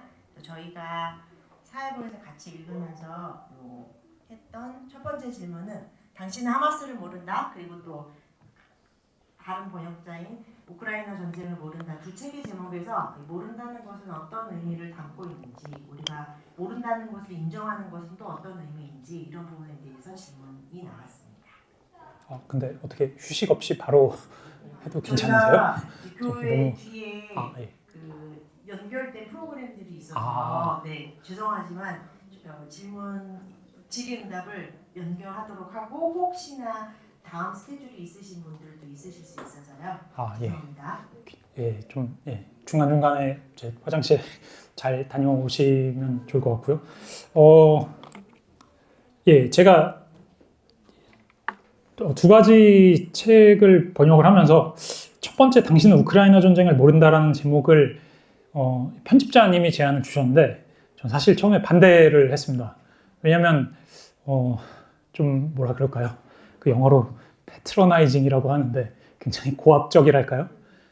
이제 뭔가 독자와의 대화를 할 때 나는 알고 있는 주체가 모르는 너에게 가르쳐 줄게라는 그런 표현이 저는 좀 처음에는 불편해서 혹시 우리가 몰랐던 우크라이나 전쟁 이렇게 하면 어떨까요? 이렇게 저는 좀 말씀을 드렸는데 뭐 어쨌든 이제 제가 그 편집권이 없기 때문에 그렇게 나왔고 우크라이나 전쟁에 대해서 제가 뭐 이제 오늘은 전혀 말씀을 안 드리긴 했지만 굉장히 많은 분들이 각자의 진실을 갖고 있다고 생각을 하고 저는 이제 그 진실의 일단을 좀 이제 공부를 하고 번역을 해서 말씀드렸다고 생각을 해서 제가 어떤 진리라거나 뭐 이제 모든 것을 다 어떤 커버했다거나 이렇게 생각하지는 않았어요. 근데 이 하마스 책을 번역을 할 때는 제가 이렇게 제목을 짓자라고 먼저 제안을 드렸는데 특히나 하마스와 우크라이나 전쟁이라는 맥락이 조금 다른 것은 뭐랄까요? 우리가 흔히 따옴표를 친 제3세계라고 하는 곳이 최근에 뭐 잠깐 그 제3세계 페미니즘 공부하고 있다고 말씀을 드리기도 했는데 그러니까 제3세계라는 공간이 생성되는 것은 우리가 제1세계 내지는 제2세계라고 하는 주체가 이들을 규정해야 생기는 거잖아요. 근데 그런 좀 제3세계를 보는 관점에서 우리가 정말 모르고 있다라는 생각을 많이 해서 그것을 인정하는 것으로부터 이 팔레스타인에 대한 공부는 시작해야 되지 않을까 이런 생각을 해서 이 이름은 제가 좀 적극적으로 제안을 드렸었고요. 뭐 이름과 관련해서 좀 기억이 남는 것은 제가 이 책이 발간되고 처음 그 북토크를 했던 것이 팔레스타인 평화연대의 그 정혜핑님이라는 분하고 같이 이제 좀 발제를 하고 이렇게 질의응답을 했었는데 그분이 그렇게 얘기를 하시더라고요. 그분 제가 알기로는 2005년도, 6년도부터 팔레스타인에서도 한 대여섯 번 갔다 오시고 이렇게 연대를 했던 분인데 자기가 이 책을 읽으면서 하마스를 정말 몰랐구나라는 생각이 들어서 제목을 참 잘 지었다라고 생각이 들었다라고 얘기를 하시더라고요. 근데 저는 그게 좀 약간 놀랍기도 했습니다. 사실 그분은 어찌 보면 제가 개인적으로 생각하는 대한민국에서 하마스를 제일 많이 알고 계신 분인데 그렇게 얘기를 하신다는 것이 우리가 그 상대방을 주체로 동등하게 생각하고 알아간다는 그런 관점으로 접근했을 때 그런 이제 어떤 인식과 반응이 나올 수 있다고 생각해서 그런 부분에서 나름 좀 잘 짓지 않았나 이런 생각을 조금 했었습니다. 뭐 이 정도 말씀을 드립니다. 다음 질문은 죄송합니다. 어렵고 너무 복잡한 형세 속에 있긴 하지만 이 가자지구 분단, 팔레스타인의 진정한 회복은 번역가님은 무엇이라고 생각하시는지 의견을 여쭙습니다. 이 책에도 잠깐 언급이 나오는데 그 두 국가 아니라는 것 말고 단일 국가, 일국가 아니라는 것이 있습니다. 어떤 내용이냐면 간단히 말씀드리면 그 역사적 팔레스타인 땅에 이름을 뭐라고 붙이든 하나의 국가가 성립이 돼서 인종과 종교와 뭐 지향에 상관없이 평등한 권리를 누리는 그런 국가를 만드는 것이 단일 국가 아니라고 얘기를 합니다. 전 두 국가, 그러니까 팔레스타인 민중들도 아까 말씀드린 그 설문조사에서도 그렇고 많은 곳을 통해서 그렇게 두 국가 안을 팔레스타인 민중들이 지지하지 않고 있다라는 것과 함께 진정한 평등과 어떤 정의로운 결론이랄까요? 그곳을 이루려면 사실 이 단일 국가 아니라는 것을 달성하는 게 쉽지 않더라도 그 이외의 답은 없지 않을까라는 말씀을 드리는데, 이런 얘기를 하면 아니 그거 너무 지금 뭐 사실 이스라엘이 그렇게 이렇게 하고 있는 상황 속에서 너무 이상적인 답이 아닌가 이런 얘기도 하시더라고요. 근데 사실 그러니까 지금 이 민중들이 하마스를 지지하고 있는 것도 많은 부분에서는 아까 제가 피에로라고 하는 팔레스타인 해방기구라는 그러니까 파타가 주도하고 있는 하마스의 그 어떤 라이벌 세력인 파타가 주도하고 있는 피에로의 인기가 굉장히 하락한 것과 함께 가고 있는 것입니다. 피에로의 인기가 뭐 연세가 좀 있으신 분들은 70년대 이제 피에로가 60, 70년대에 그 이제 항공기 납치하고 막 뭐 이런 그 다음에 미넨 올림픽 테러 뭐 이런 것들 들어보셨을 거예요. 근데 그 당시까지는 그 팔레스타인 민중들에게 피에로는 거의 뭐 그냥 정의이자 진실 뭐 약간 이런 조직이었는데, 그러니까 피에로가 인기가 많이 하락한 게 어떻게 시작이 됐냐면 1차 인티파다 당시 88년도에 선언을 합니다. 우리는 이스라엘을 국가로 인정하겠다. 그리고 또 무장투쟁을 포기하겠다. 그리고 팔레스타인 국가, 두 국가를 안을 통한 팔레스타인 국가 설립을 위해서 이스라엘과 협상하겠다라고 선언을 합니다. 그때부터 피에로 인기가 떨어지기 시작합니다. 근데 그러니까 피에로가 우리가 한글로는 팔레스타인 해방기구라고 하는데, 이걸 영어로 풀면 피에로니까 팔레스티니안 리버레이션 오르가니제이션 이렇게 될 것 같은데, 영문 명칭이 팔레스타인 리버레이션 오르가니제이션입니다. 그러니까 팔레스타인인들의 해방이 아니라 아까 얘기한 팔레스타인, 역사적 팔레스타인을 그 땅을 해방하겠다는 겁니다. 그러니까 그렇게 되면 이스라엘을 국가로 인정한다는 거는 동시에 본인들의 이름인 팔레스타인 해방의 대의를 이제 버리겠다라는 뜻이죠. 예. 그러니까 그렇게 입장선회가 있었기 때문에 피에로의 인기가 하락을 하고 하마스의 인기가 상승을 하게 된 것이거든요. 근데 동시에 그럼 결국에 두 국가 안으로 간다는 것은 지금 이 팔레스타인 민중들의 의지를 이제 어떤 이제 그 의지대로 하지 않겠다는 얘기인 것이죠. 예. 근데 그럼 현실적으로 너무 어렵지 않은 것이냐, 이런 측면에서 사실 그러니까 두 국가 안 자체도 실질적으로 이스라엘이 계속 정착촌을 확대하고 폭력을 행사하고 있기 때문에 전혀 가망이 없는 상황인 와중에도 불구하고 두 국가 안으로 국가가 성립을 한다고 하더라도 그 지금 말씀드린 그 팔레스타인 해방이라고 하는 본질적인 거는 결국에 달성이 될 수가 없습니다. 왜냐하면 지금도 팔레스타인 가자지구와 서안지구에 사는 사람들은 대부분 난민이기 때문에 그 열쇠를 이제 많이 가지고 있습니다. 그러니까 옛날에 역사적 팔레스타인 땅에서 내가 살았을 때 갖고 있던 그 열쇠, 그러니까 그 집의 열쇠. 그러니까 사실 그 집들은 그 당시에 다 파괴됐습니다. 그러니까 어차피 다 없고, 그러니까 집 문서를 다들 갖고 있지만 다 이제 다 파괴됐습니다. 이미 옛날 정말 수십 년 전에. 그럼에도 불구하고 본인들이 이렇게 여기 있는 것은, 그러니까 딴 데로 이주하지 않고 뭐 미국으로 이주하지 않고 그 점령지 팔레스타인에 있는 것은 그 팔레스타인 해방이 본인들의 대의이기 때문에, 그렇기 때문에 그런 것이라서 이 뜻을 저버리는 것이 하나가 되는 게 큰 게 있고요. 그리고 또 지금 우리가 생각하는 이스라엘 국가라고 하는 곳에도 이스라엘이 사실 그 인구가 생각보다 크지 않거든요. 1000만 명인데 그 중에 200만 명이 팔레스타인 사람들입니다. 근데 제가 이스라엘은 헌법이 없다라고 했잖아요. 근데 헌법이 있으면 아까 말한 그 영토의 문제도 있지만, 그러니까 이 국가 안에 사는 사람들은 어떤 인종은 차별당하고 어떤 인종은 차별당하지 않아, 이렇게 헌법에 쓸 수 없잖아요. 근데 이스라엘 사회는 극도로 불평등한 사회란 말이죠. 근데 이 그 역사적 팔레스타인 내에, 이스라엘 내에 살고 있는 팔레스타인 민중들의 문제는 두 국가 안이 정말로 진짜 뭐 될 리도 없겠지만 달성이 된다고 하더라도 전혀 이루어지지가 않습니다. 근데 이런 전체적인 문제 해결은 그 이스라엘이라는 국가 혹은 그 역사적 팔레스타인 땅에 있는 그 어떤 주체가 아까 말씀드린 것처럼 정말로 어떤 차별 없는 그런 국가로서 기능할 때 제대로 달성될 수 있다고 해서, 달성될 수 있을 것이라고 생각해서 일국가 아니라는 것을 많은 사람들이 지지를 하고 저도 그렇게 이제 말씀을 드리고 있고요. 그래서 그런 측면에서 사실 그러니까 지금 뭐 최근 몇 개월 사이에 서구 국가들이 뭐 전혀 지금 지난 수십 년간 아무것도 안 하고 있다가 팔레스타인을 국가로 인정한다라고 하는 팔레스타인 사람들이 요청하지도 않은 그러니까 아까 얘기한 아바스 사퇴해야 된다고 하는 그 사람이 이끌고 있는 팔레스타인 자치정부를 인정하는 그런 조치를 하고 있는데 사실 그런 측면에서 이것이 정말 팔레스타인 대의에 맞는 것이냐 생각을 해봤을 때 별로 그렇지 않다 이런 말씀을 드릴 수 있을 것 같습니다.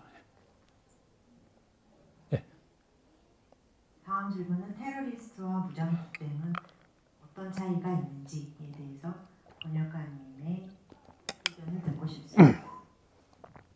뭐 사실 정의상으로 보자면 이제 뭐 불특정 다수에 대해서 공격을 하느냐 안 하느냐 이런 걸로써 뭐 간단하게 정의를 내릴 수도 있겠고 실질적으로 그런 부분이 있죠.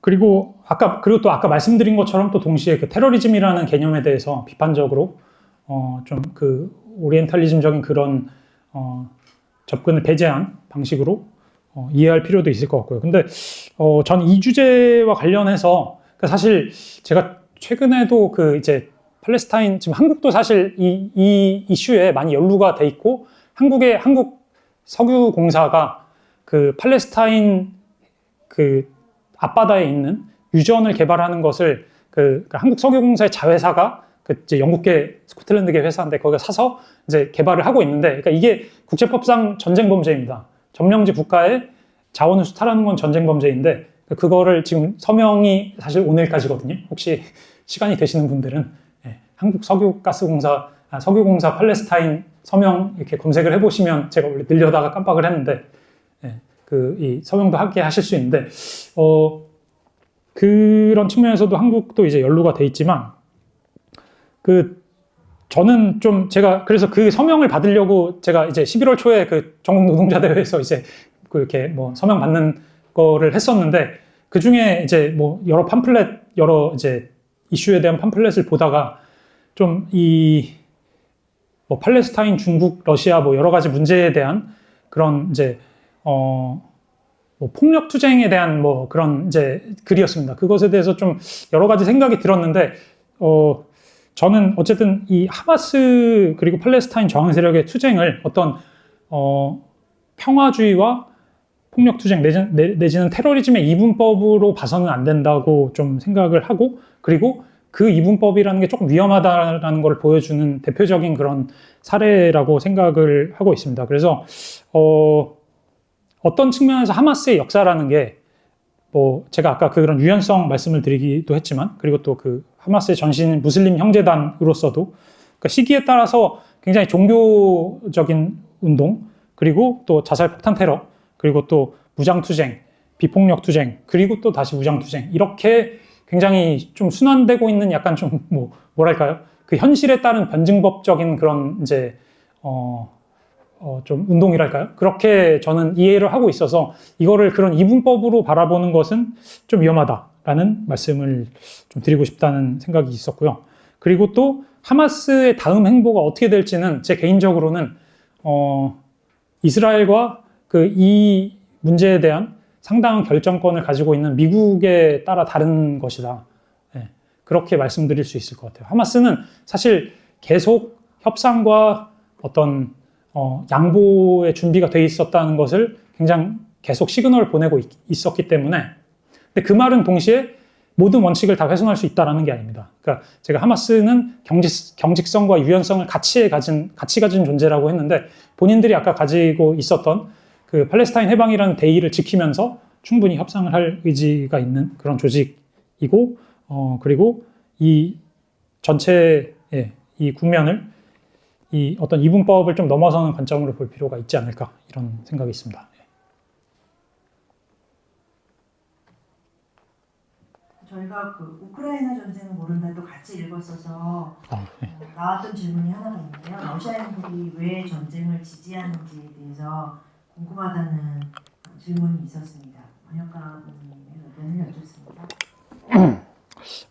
이거는 그러니까 저도 사실 이제 그 책을 번역하면서 이 부분이 좀 부족하다고 생각을 했고, 사실 이제 우크라이나 전쟁에 대해서 이제 과거로 들어가 보면 그러니까 어디까지 갈 수 있는지 보면 보통 이제 9세기까지로 거슬러 올라간다 이렇게 얘기를 합니다. 왜냐하면 그러니까 그 우리가 흔히 생각하고 있는 그 러시아의 그 슬라브 정체성이라는 것 자체가 그 키예프 공국이라고 하는 그 시기에 형성된 시기로 거슬러 올라가고 러시아 사람들 많은 사람들의 정체성은 이제 그 시기로 본인들의 어떤 시작을 보고 있기 때문에 좀 뭐라 그럴까요? 그 우크라이나를 본인들과 떨어져 있는 존재로 계속 오랫동안 보지 않아 왔었던 점이 있고요.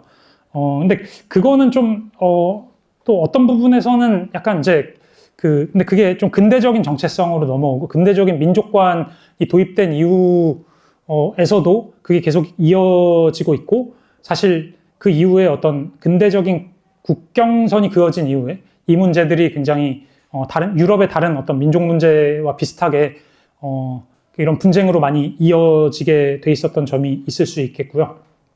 뭐 그리고 또 뭐 사실 그러니까 뭐 비근한 예로 그러니까 뭐 후르시초프라든가 그런 이제 소련의 지도자들 상당수의 사람들이 이쪽에서 나온 사람들도 많이 있고 그리고 또 뭐 2022년도 우크라이나 그러니까 그 러시아의 전면적인 침공 이전에 2014년도에 돈바스 지역에서의 그 반군이라던가 그 다음에 또 크림반도를 이제 러시아가 점령하는 그런 과정도 이게 민중의 의지라는 것이 어떤 것인가에 대한 좀 굉장히 어려운 질문을 제기하는데 왜냐하면 사실 그러니까 그 크림반도라는 지역 자체는 사실 우크라이나 정체성이 거의 원래 없던 지역입니다. 그거를 이제 아까 말씀드렸다시피 50년대 흐르슈프가 그쪽 지역 이제 그러니까 완전히 그 지금 현재 우크라이나 땅은 아니지만 우크라이나 바로 옆에 그 우크라이나가 지금 최근에 좀 침공했다가 이제 잃고 뭐 그러고 있는 국경지대 쿠르스크라는 지역 출신인데 그러니까 대부분 어쨌든 경력을 뭐 돈바스 지역 이런 데서 후르시초프가 쌓았고 그래서 크림반도를 이제 자의적으로 우크라이나에 할양을 합니다. 그 이제 소련 내에서. 그리고 91년도에 그 소련이 붕괴되면서 이제 동구권이 분할이 될 때 잠시 크림반도가 우크라이나와 별도로 독립을 유지합니다. 그리고 그때는 우크라이나는 크림반도는 별도의 국가로 성립을 하는 것에 대해서 크림반도 주민들이 90%가 넘게 90%에 가깝게 아마 찬성을 했을 겁니다. 그래서 이런 부분에서 근데 그것이 지금까지 이어지고 있는지 민족적 정체성이 뭐 이런 부분에서는 좀 복잡한 문제들이 있을 수 있겠고요. 그리고 뭐 이게 제가 뭐 질문하신 분의 답이 될지는 모르겠는데 이런 좀 민족적 정체성과 근대 국가라는 그런 좀 이제 복잡한 문제를 안고 있고 이런 점들을 말씀을 드리고 동시에 사실 뭐 이 책이 나오고 나서 제가 이제 좀 마치 러시아를 옹호하는 그런 이제 논자인 듯한 그런 이제 뭐 얘기 내지는 질문도 많이 받고 그랬는데 사실 그렇다기보다는 지금 이제 전쟁의 초기의 상당 부분을 수행했던 그 바그너 그룹을 아마 많이 들어보셨을 거예요. 바그너 그룹의 수장이 뭐 대부분 이제 프리고진만 알고 있고 이제 수장이 원래 둘이 있었는데 둘 다 이제 죽었죠. 네, 그때 비행기 같이 타고 있다가 죽었는데 그 드미트리 우트킨이라는 다른 이제 공동 설립자가 있는데 그 사람 같은 경우는 여기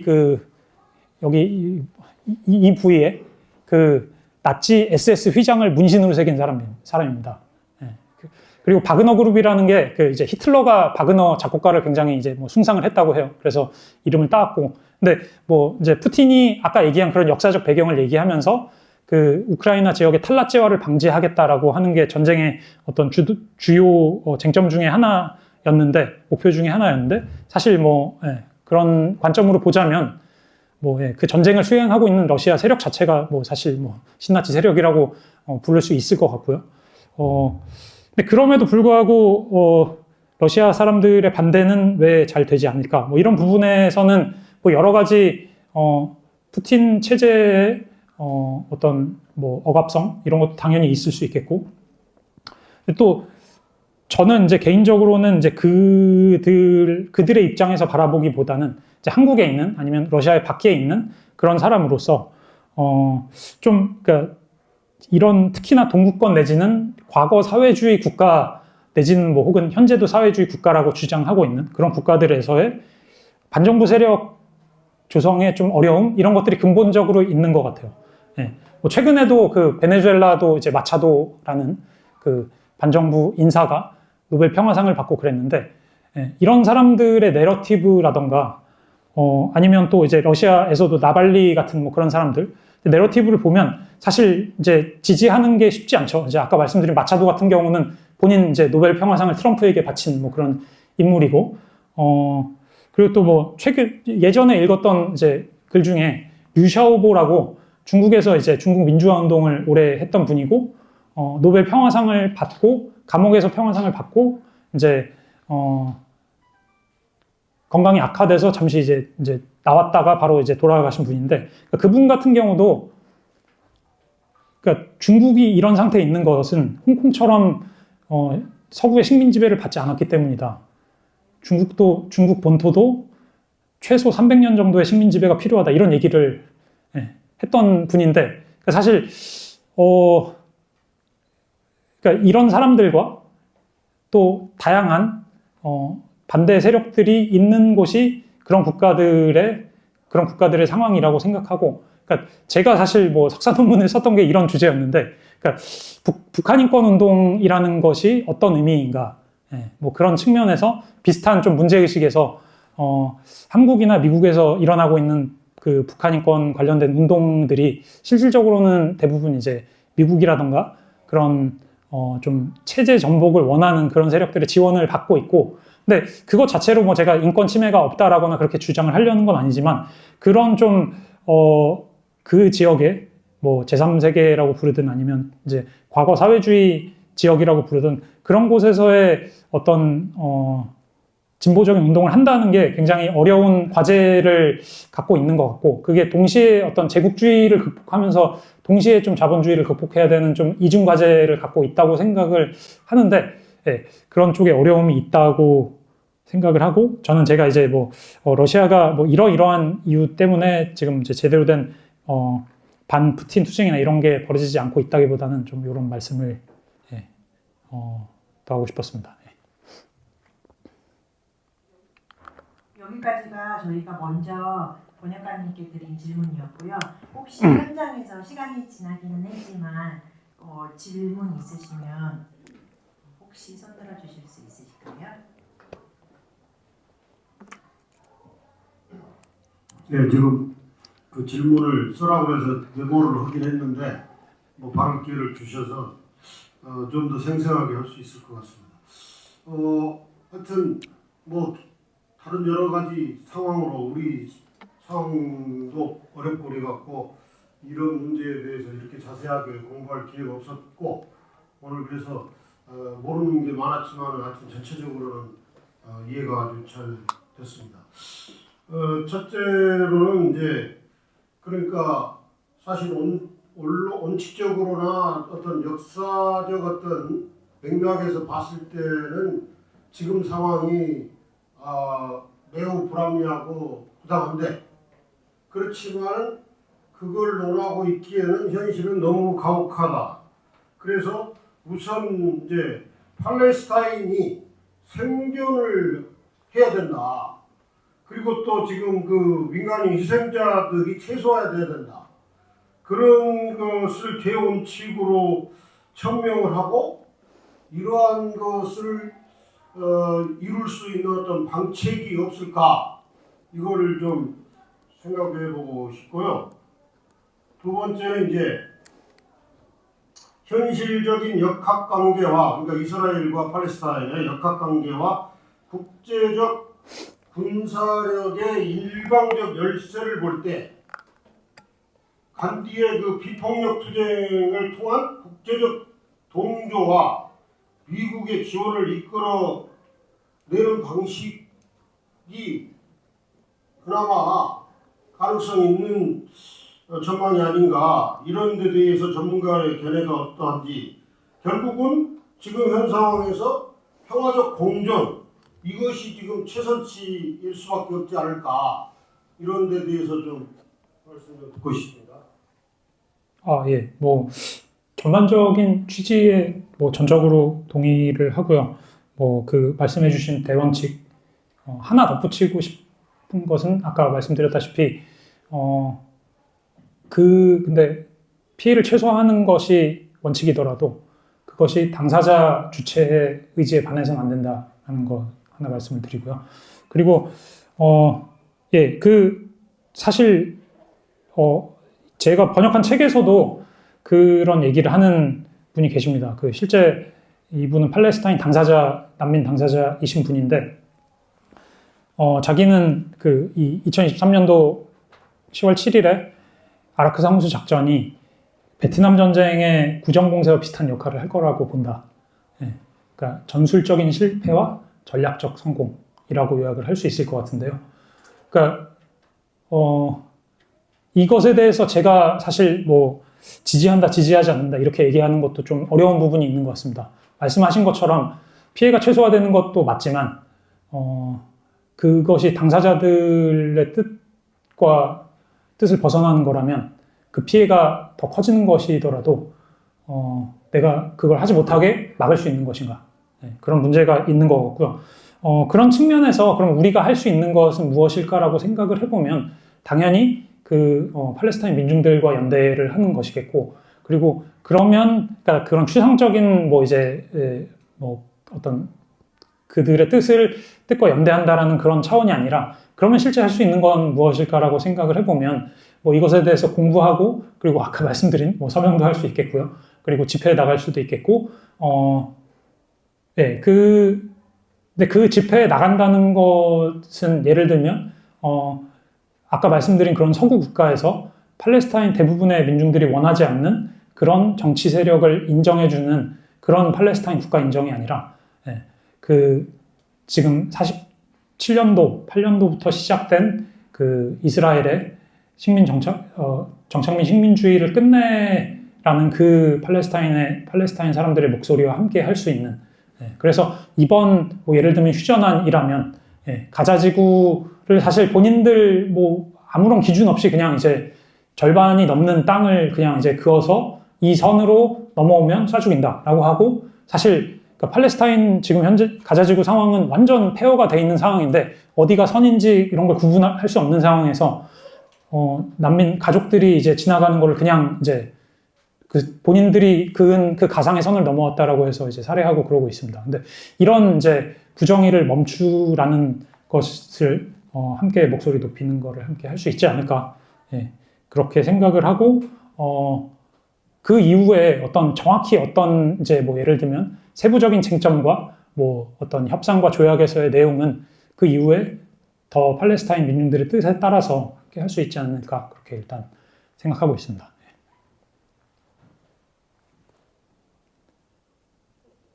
혹시 또 질문 있으실까요?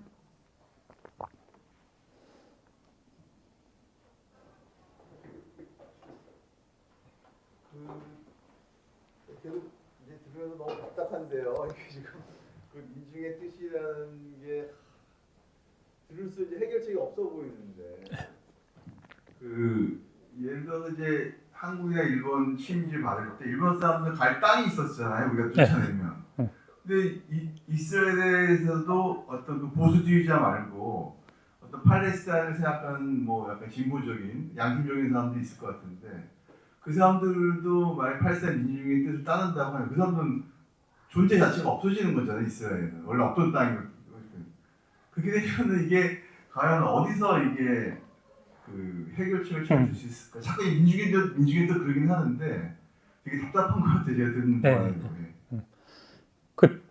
저 사무실에도 제가 녹색당 대표하시는 분하고 같은 사무실을 쓰고 있는데, 제가 이제 비슷한 말씀을 드리니까, 아니 그러면 예를 들면 이제 사실 정착민 식민주의라는 거는 기본적으로 미국, 캐나다, 호주 이런 데도 다 뉴질랜드, 남아공 다 그런 정착민 식민주의 국가죠.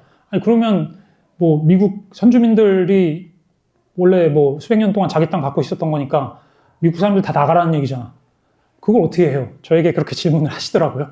그래서 제가 이제 말씀드렸던 거는 약간 저는 그런 반응이 좀 오해라고 생각을 합니다. 그러니까 이스라엘 사람 보고 나가라고 사실 이 일국가안을 얘기하는 게 나가라고 한 게 아닙니다. 예. 함께 평등한 국가를 만들자는 건데, 사실, 예, 그게, 그쵸. 근데 그렇게 얘기하면, 근데 그게 될까요? 라고 이제 얘기할 수 있는데, 사실 어떤 그런 팔레스타인 사람들을 어떤 동일한 인간으로 생각하고 동일한 권리를 가지고 있는 생각하는 그런 사람으로 생각한다면 전 그게 지금 이 전제 조건이 있어야 그게 1국가 아니든 2국가 아니든 협의가 가능하다고 생각을 하는데 사실 지금 현재 이스라엘의 상황은 전혀 그렇지가 않고 그리고 또 사실 그러니까 이게 점점 생각을 할수록 깝깝한 거는 지금 이제 네타냐후나 다 보수당 정부가 계속 이제 오랫동안 집권을 하고 있지만 사실 48년도부터 70년대 중반까지 내내 이스라엘은 좌파 정부가 집권을 했습니다. 그걸 좌파 시오니즘이라고 부르는데 그래서 심지어 47년도 분할하는 소련하고 그 소련 위성 국가들이 전부 다 찬성을 했어요. 그리고 본인들은 이제 당시에 이제 뭔가 좀 그 키부츠라고 해서 정착촌이라는 것이 사실 그 어떤 사회주의 농민 공동체 같은 겁니다, 사실. 근데 그런 사람들이 오랫동안 이제 집권을 했고, 그 점점 이제 보수화되는 과정, 사회가 계속 보수화되는 과정을 겪으면서 지금은 사실 굉장히 보수적인 그런 상황이고 점점 더 사실 90년대 중반에 처음 네타냐후가 총리가 됐을 때까지만 해도 굉장히 극단적인 우리가 예를 들면 프랑스의 르펜 같은 사람들이나 독일의 ADF 같은 그런 느낌의 정치인이었는데 사실 지금 그런 사람들이 지금 주류가 어찌 보면 이제 그러니까 비율은 그렇게 높진 않지만 정치적인 주류가 됐고 뭐 어찌 보면 우리나라에서도 벌어지고 있는 그런 극우화가 점점 더 심하게 이루어지고 있어서 근데 사실 이런 상황들이 바뀌지 않으면 어려움이 많이 있죠. 근데 그럼에도 불구하고 저는 아까 처음 질문하신 분이 얘기하셨던 그런 이제 미국을 압박을 하고 국제적인 압박을 해서 지금 어떤 추가 기울어지고 있는 것을 저는 개인적으로 느끼고 있다고 생각을 하거든요. 사실 제 친구 뭐 이렇게 교회 또 열심히 다니시는 분인데 거기 어디죠? 뉴스 엔조이인가요? 거기 이제 일도 하셨던 분인데 그분이 한 2달 전쯤에 여름에 이탈리아의 순례길을 한 달 동안 이제 걸으셔서 오셔서 저한테 이제 팔레스타인 깃발을 찍은 거를 한 30장을 보여주셨어요. 그러니까 집에 이렇게 길을 가다가 이렇게 사람들 걸어놓은 거를 이제 찍은 거죠. 근데, 그러니까 이탈리아 노조 같은 데만 해도 사실 뭐, 최근에도 거의, 9월, 10월 해서 500만 명 가까이 이렇게 운집하는 집회들을 하고 있고, 500만 명인지까지는 모르겠지만, 100만 명 단위의 그런 집회들을 하고 있고, 국제적인 엄청난 비판과, 그런, 요구의 목소리들이 나오고 있고, 사실 저는, 트럼프라는 존재를 어떤 미국 패권의 쇠퇴를 반영하는 사람이자 어떤 이념으로선 이념이 없는 사람이라고 보고 있거든요. 근데 그것이 어느 정도 반영되고 있다라고 생각을 합니다. 바이든이나 카말라 해리스가 대통령이 됐다면 저는 지금까지 휴전은 안 됐을 가능성이 훨씬 높을 거라고 생각을 합니다. 그런 변화가 있어서 좀 어려움들이 있지만 전 희망을 그런 곳에서 찾을 수 있지 않을까 생각을 합니다. 혹시 마지막으로 한 번씩 질의하실 분 있으시면 그럼 없으시면 오늘 귀한 통찰을 나눠주셔서 너무 감사합니다. 네, 감사합니다.